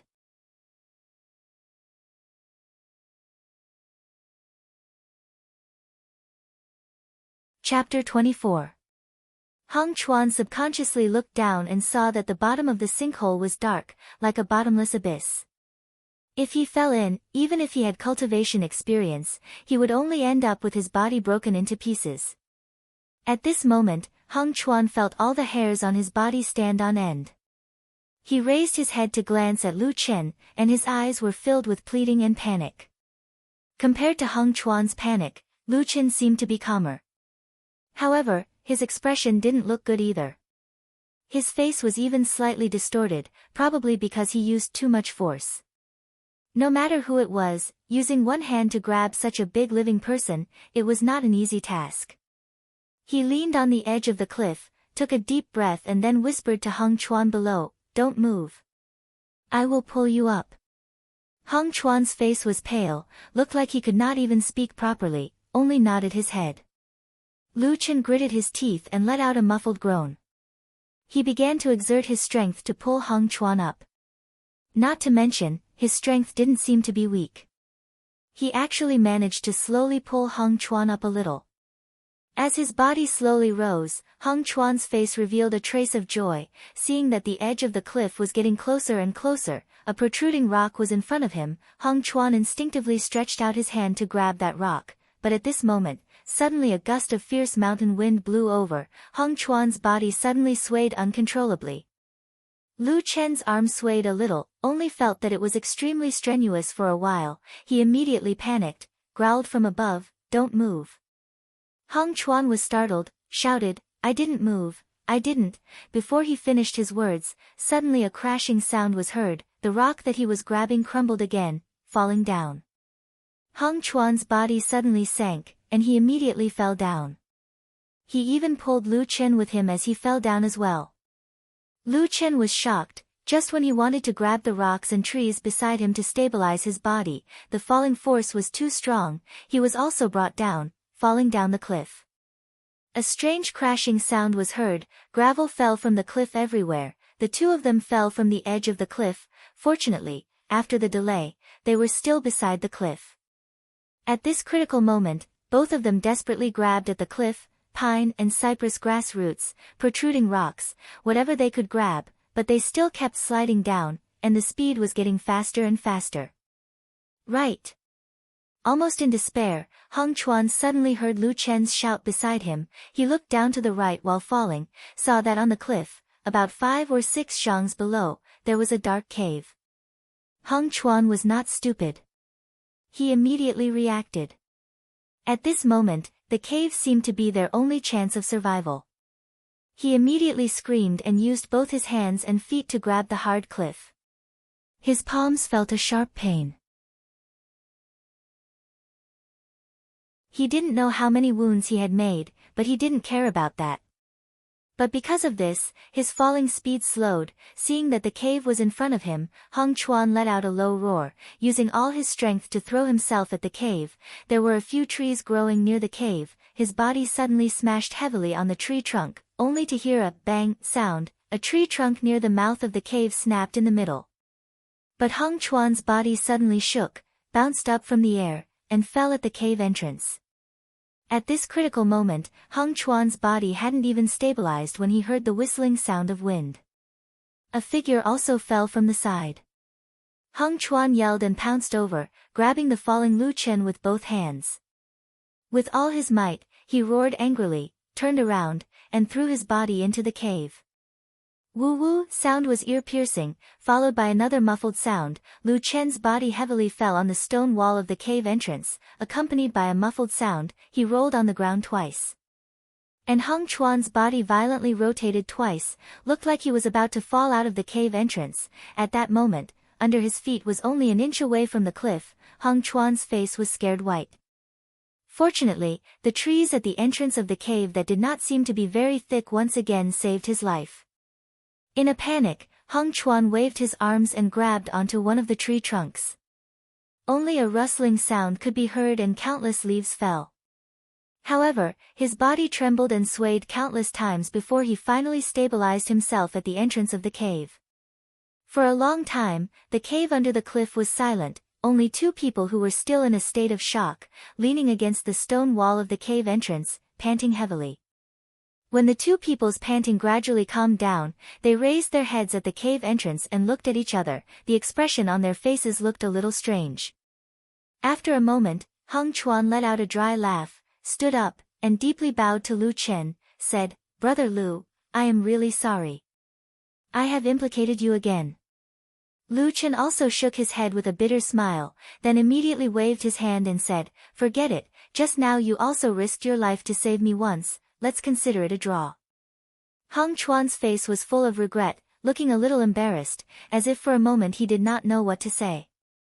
Lu Chen, on the other hand, seemed to be more open-minded than him. After resting in place for a while, his expression returned to normal. He looked around the cave entrance and suddenly exclaimed, "Eh? These two trees seem to be gold Siamese." Hong Chuan, who was looking awkwardly at the side, was startled when he heard this, and seemed to be surprised.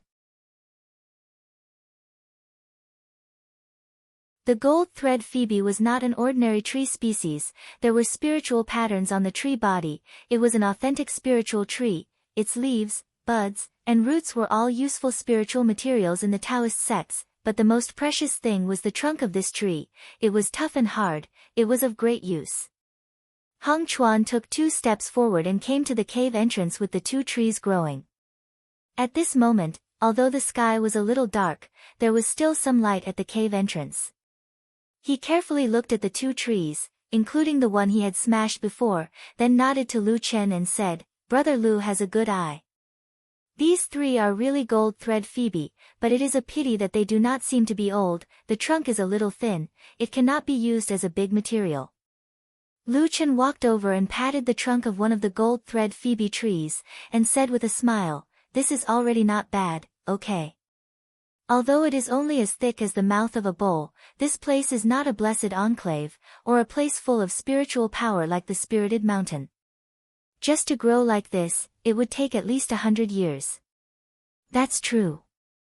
Hong Chuan sighed, then pondered for a moment and said, "Brother Lu, it is useless for me to take back such a gold thread phoebe. It is better for you to handle it."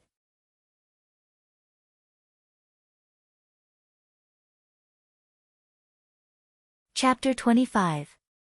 Lu Chen shook his head with a smile and said, "The spirit tree has not matured yet. Even if it was cut down, it would only be worth a few spirit stones. What a pity. Forget it, let it stay here for a few more days." Hong Chuan was slightly surprised. After looking at him, he nodded. After the two of them rested for a while, they began to try to find a way out. Just now, they had accidentally fallen down from the cliff. At this moment, the cave entrance was at least 20 feet away from the cliff. The middle was almost all rock walls. It would be very difficult to climb up. After looking around for a while, the two of them could only turn back to look at the cave. Needless to say, with just a glance, he discovered that this seemingly small cave was actually a completely different world. Lu Chen pulled a few pieces of mountain wood and lit them with a match. Then, he and Heng Chuan walked into the cave. After going around a few rocks, they saw a small winding path in front of them. It actually extended forward into the mountain. The two of them looked at each other. After a while, Lu Chen said, "Let's go. Otherwise, we'll just be waiting for death here." Heng Chuan agreed, and the two of them walked forward. As they went deeper, the depths of the cave were soon plunged into darkness. The torches illuminated the nearby stone walls, and they could see many sharp stone edges and rocks. As they went further, water droplets began to drip from the stone walls. Some places were covered in moss, and occasionally, they could see some small insects crawling about in the light of the fire. The surroundings were very quiet. There was almost no sound. Soon, the passage became so narrow that only one person could walk. Lu Chen looked around and said to Heng Chuan behind him, "It seems like no one has been here before." Heng Chuan nodded. There was some worry in his eyes. He said, "I don't know if we can get out of here." Lu Chen said, "It depends on luck." After saying that, he turned around and continued walking forward.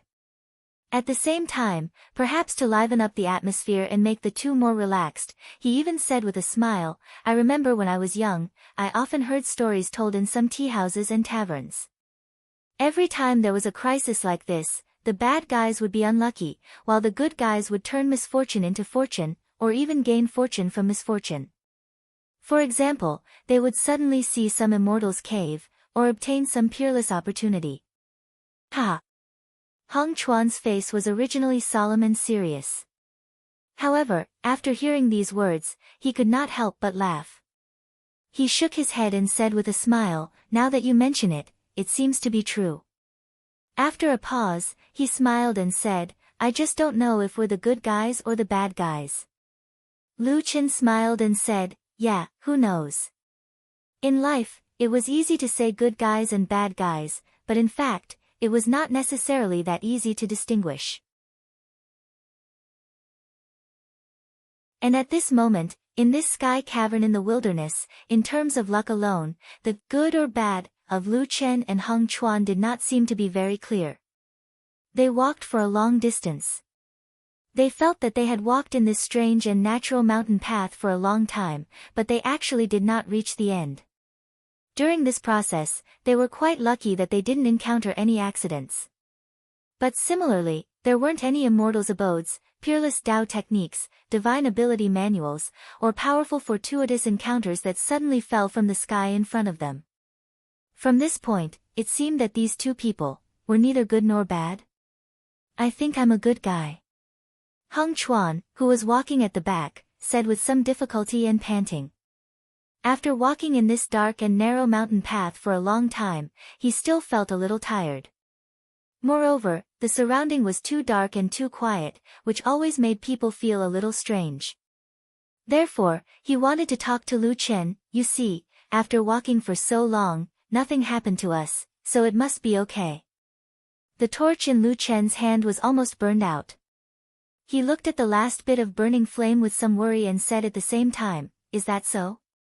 You can't decide who is good or bad by yourself. When you were in the Kunlun party, what did your fellow disciples think of you? Were you good or bad?" Heng Chuan thought for a while and said with some uncertainty, It seems that no one really said that before, no matter good or bad. Who would say others are good or bad for no reason?" Lu Chen smiled and said, "Is there not even one person who said it?" Heng Chuan shook his head and said, "No." Lu Chen said, "Then in your heart, have you ever thought about who is good and who is bad?" Heng Chuan was startled and said, I think, it should be us righteous people who cultivate the celestial way and uphold justice, are good people, those evil people who kill innocent people indiscriminately, are bad people. Lu Chen's body paused for a while, as if he wanted to say something, but for some reason, he stopped.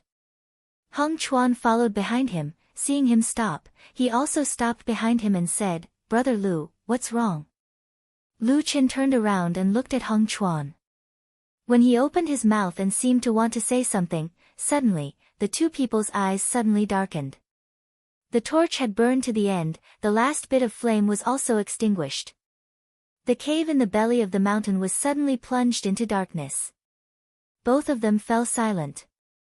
Darkness surged in from all directions in an instant. Silence reigned all around. Not knowing when it started, in the silence that seemed to be able to hear the heartbeat, Lu Chen's calm voice suddenly sounded, "Let's continue walking." Hong Chuan was shocked, because at this time, he could hardly see Lu Chen's figure in front of him, let alone continue walking.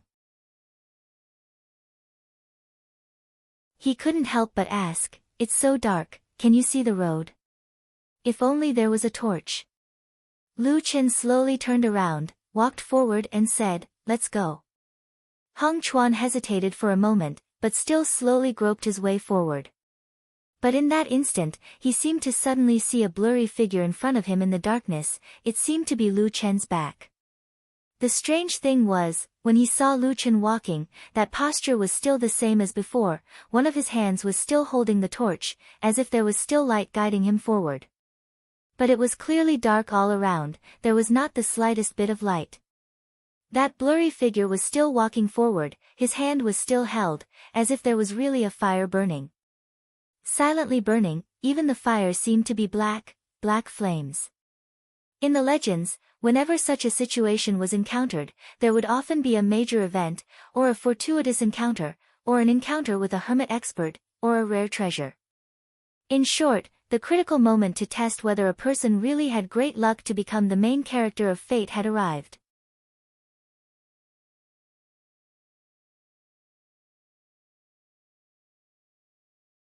Chapter 26. Their journey was bumpy, but fortunately, they were able to walk out of the mountain safely. If it was a dead end, the two of them really wouldn't know what to do. Standing on the mountain, the cold mountain wind blew over their bodies. When they looked up at the sky, they found that the moon tonight was exceptionally bright. The two of them looked at each other and sighed in relief at the same time. Lu Chen smiled and said, "Our luck is not bad." Hong Chuan nodded repeatedly and said, Yes, I didn't expect to be able to walk out like this." Lu Chen looked around and found that this exit, from the outside, was just a crack in the mountain wall covered by a forest. It looked a little dark on normal days. If one didn't go in, they wouldn't know how deep it was. There were many similar stone cracks on T Mountain. Ordinary people wouldn't be able to identify them. They didn't expect that behind this crack, there was such a natural secret passage that passed through the mountain and led to the cave on the stone wall of the sky pit. Lu Chen memorized the surrounding terrain of the cave. After a moment, he smiled and said to Hong Chuan, "No matter what, we are finally out of danger. Let's go back now." Hong Chuan nodded, and then his face was a little surprised. He said, "Brother Lu, can I trouble you again? The net that I used to catch the swallows is on the ground beside the sky pit. I need to go back and get it." Lu Chen smiled and nodded. "Let's go." The two of them turned back and walked up T Mountain. When they arrived at this area, there were actually no people here. The mountain forest was dense and full of thistles and thorns. The rocks were steep and there were no roads. So the two of them walked much harder than when they came from the mountain. But fortunately, the two of them were young and strong. They used their hands and feet to climb over. About an hour later, the two of them returned to the top of the sky pit. Hong Chuan's eyes were sharp. At a glance, he saw that on the ground at the edge of the sky pit's cliff, the net was indeed thrown on the ground. At the same time, it squirmed a few times. The swallows that were just caught were still inside. Hong Chuan was overjoyed and hurriedly ran over to pick it up. Then, he and Lu Chen retreated further away from the sinkhole and inspected the swallows in the net one by one. Not long after, they found another 4 scarlet feathers in good condition. In this way, in addition to the 98 scarlet feathers he had obtained earlier, this mission had been completed, and he had even obtained 2 more feathers. Heng Chuan let out a long sigh. Lu Chen, who was beside him, smiled and patted him on the shoulder. Congratulations. Heng Chuan turned around and said sincerely, I'm indebted to Brother Lu for helping me so many times this time. I'm truly grateful. Lu Chen waved his hand and said with a smile, it's nothing. Come, since it's done, let's go back. As he spoke, he led the way back. Although it was already late at night, the moonlight was bright, and the roads on the Tea Mountain were more or less visible. In addition, Lu Chen was very familiar with this place, so the two of them did not encounter any obstacles or dangers along the way. Just like that, they safely walked down the Tea Mountain and returned to Lu Chen's straw hut. Then, the two of them rested separately.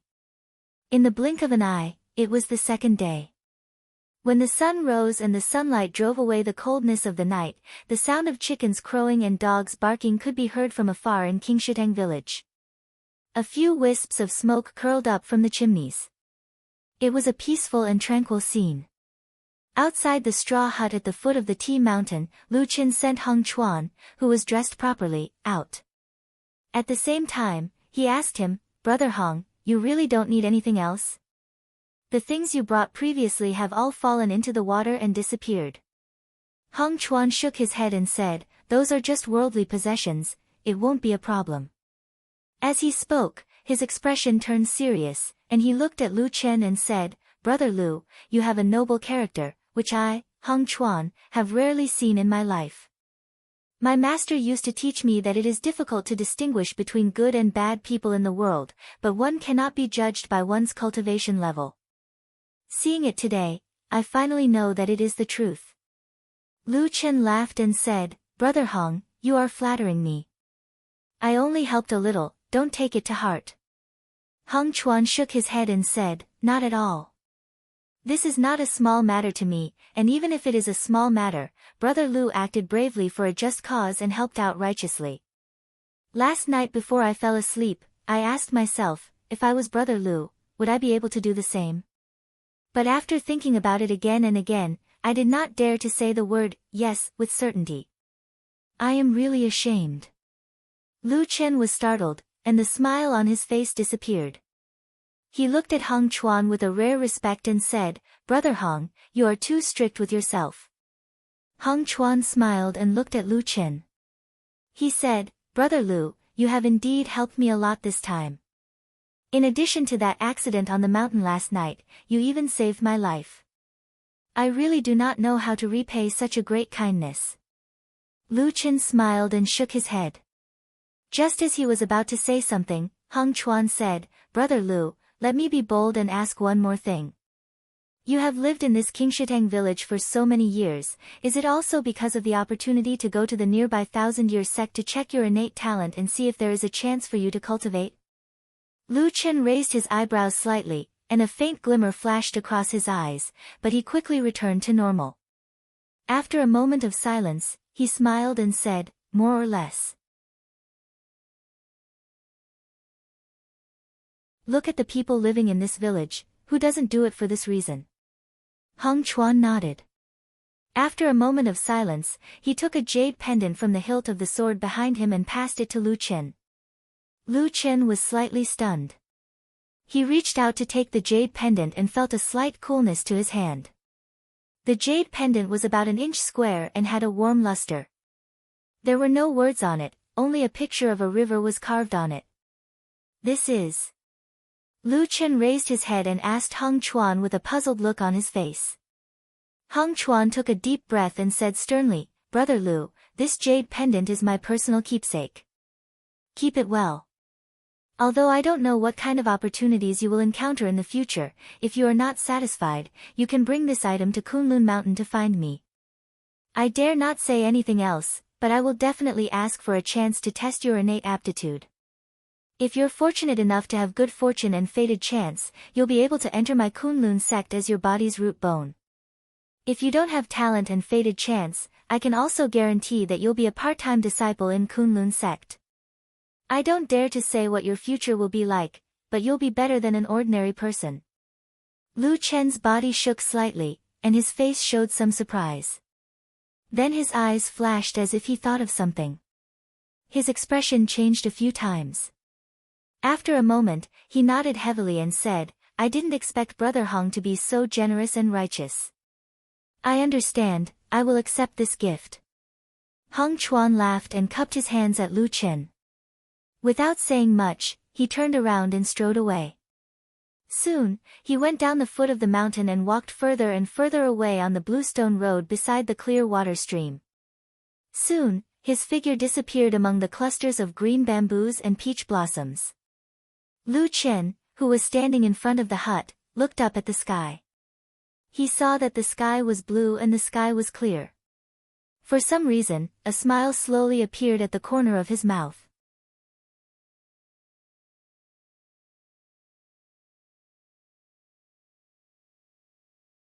Chapter 27. A chance to enter the Kunlun party and cultivate. In the tavern, the plump old ma sat at a table by the window. His stubby fingers caressed the jade pendant in his hand. After a while, he looked at Lu Chen with a strange expression. Lu Chen, who sat across from him, tilted his head back and drank a glass of wine. He shrugged and said, at least that's what he said. Old Ma snorted and stared at Lu Chen. Don't play dumb in front of me. I don't believe you can't hear the strangeness in those words. Lu Chen smiled but didn't say anything. Old Ma ignored him and continued, saying, everything in this world is the same. Look at the mortals in Qingshitang village. They spend most of their lives working hard for an illusory chance. How can this kind of chance be so easily obtained? Lu Chen said, maybe Hongchuan is a disciple of a famous sect, so it's not too difficult for him to get a chance to examine one's foundation.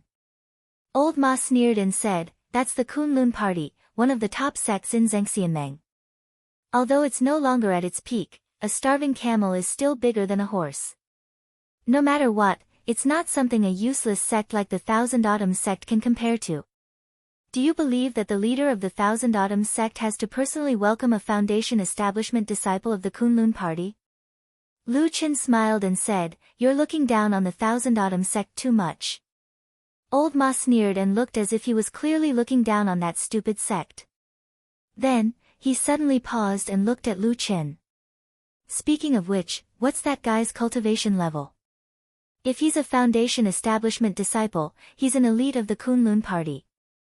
It's reasonable for him to give you a chance to examine your foundation. Lu Chen frowned and said, Hongchuan's foundation is very solid, but his cultivation level isn't too high. He should still be in the qi cultivation realm and hasn't broken through to the foundation establishment realm.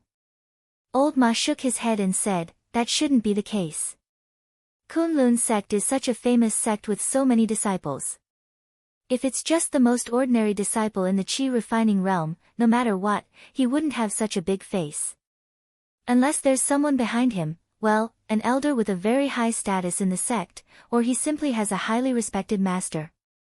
Lu Chen thought and smiled. That seems to be true. Other than this opportunity, he also said that even if I don't have any talent, he can guarantee that I'll be a servant disciple of the Kunlun party. This is definitely something that only those with connections in the Kunlun party have. Pa! Old Ma suddenly slammed the table with an indignant expression and said angrily, damn it. It's always you guys who secretly teach each other all day long. That's why talented people like me, who don't have any background, can't achieve their ambitions. Lu Chen coughed and reminded him, I haven't gone to the Kunlun party yet. How could I secretly teach each other? Old Ma snorted and looked at him. You're all jackals of the same tribe anyway. Lu Chen laughed and then raised his head to drink another glass of wine. He then smiled and said, I won't go anyway. Old Ma was stunned for a moment, and then an unnatural expression flashed across his face. He sighed and said, It's a pity that you had such a good talent back then, but it was destroyed by the vicious black flame curse. Lu Chen's eyes drooped slightly, and then he smiled. He stood up and walked to old Ma's side. He patted his thick shoulder and said with a smile, "It doesn't matter. Anyway, I've lived a mortal's life for 10 years. I'm used to it now." Old Ma wanted to say something but stopped on second thought. Lu Chen stretched himself and took the jade pendant from old Ma's hand and put it back into his arms. Then, he walked towards the door and said with a smile, "I was tired last night. I'm going back to catch up on sleep today." Old Ma didn't get up to see him off. He just silently watched the man walk out of the tavern and gradually go away alone. Looking from afar, he always felt that his back seemed a little lonely. The weather was sunny, and Qingshitang village became lively. Miss Ding Dang, who usually liked to sleep in, woke up early again today. She was dressed neatly, and her face was pretty. Walking through the village, she attracted many glances. Some were envious, some were infatuated, some were greedy, and some were jealous. However, she didn't care. She had seen these kinds of looks many times. At least in this village, she wasn't afraid. Even though 1,000 spirit stones was a large amount, it was no longer an unreachable amount. As long as she was lucky in the future, she would be able to gain the favor of the elders of the Thousand Autumns sect. Humph. These stinky men in the village, those stingy wretches who wanted to strip her naked with their eyes, and those hypocritical and jealous women, they were all ants under her feet. Thinking up to here, she couldn't help but feel a little light-hearted. The corner of her mouth revealed a trace of a smile as she looked at the surrounding village with disdain. Then, in her heart, she couldn't help but think, when the time comes, you guys will all kneel on the ground and beg me. But, I definitely won't purify you guys. And, young Master Li on the other side of the river is not bad. He looks quite pleasing to the eye. When the time comes, I can purify him. Also, Lu Chen, even though he's a lecherous, vulgar, and careless person who takes advantage of others every day, his personality is actually not bad. When the time comes, I'll purify him. Ding Dong's heart was filled with happiness. Suddenly, her eyes lit up as she saw Lu Chen walking over from a fork in the road in front of her. She stopped in her tracks and raised her hand to wave at him. She thought to herself, "Stinky man, I'm in a good mood today. Hurry up and tell me a few jokes to amuse me. In the future, I'll purify you." Who knew that today, Lu Chen seemed to have some thoughts in his mind. His eyes were always looking forward, and his face seemed to be deep in thought as he walked past. He actually didn't notice Ding Dong's greeting and just walked past her. Ding Dang was stunned for a moment, and immediately felt a burst of anger. She stared hatefully at Lu Chen's back and clenched her teeth. She thought to herself, this stinky man is indeed useless. When I become an immortal in the future, no matter how much you beg me or kneel in front of me, I won't purify you. She turned her head and raised her chin like a proud peacock. She didn't look at Lu Chen anymore, but just happened to see that on the other side of Qingshui Creek, there was a group of women surrounding them. In the middle of the group, there was a handsome man standing with a smile. If it wasn't young Master Li Ji, who else could it be? Ding Dong's heart jumped. She couldn't be bothered with Lu Chen anymore. She lifted her dress and hurriedly walked towards the other side of Qingshui Creek. You're tuning in to the Blissful Bookshelf YouTube channel. We're so grateful for your support, and don't forget to subscribe to join us on this incredible journey through captivating stories. Your generosity through donations truly makes a world of difference, as it's the primary source of revenue that allows me to expand and enhance this channel for you. Thank you from the bottom of my heart for being a part of this adventure.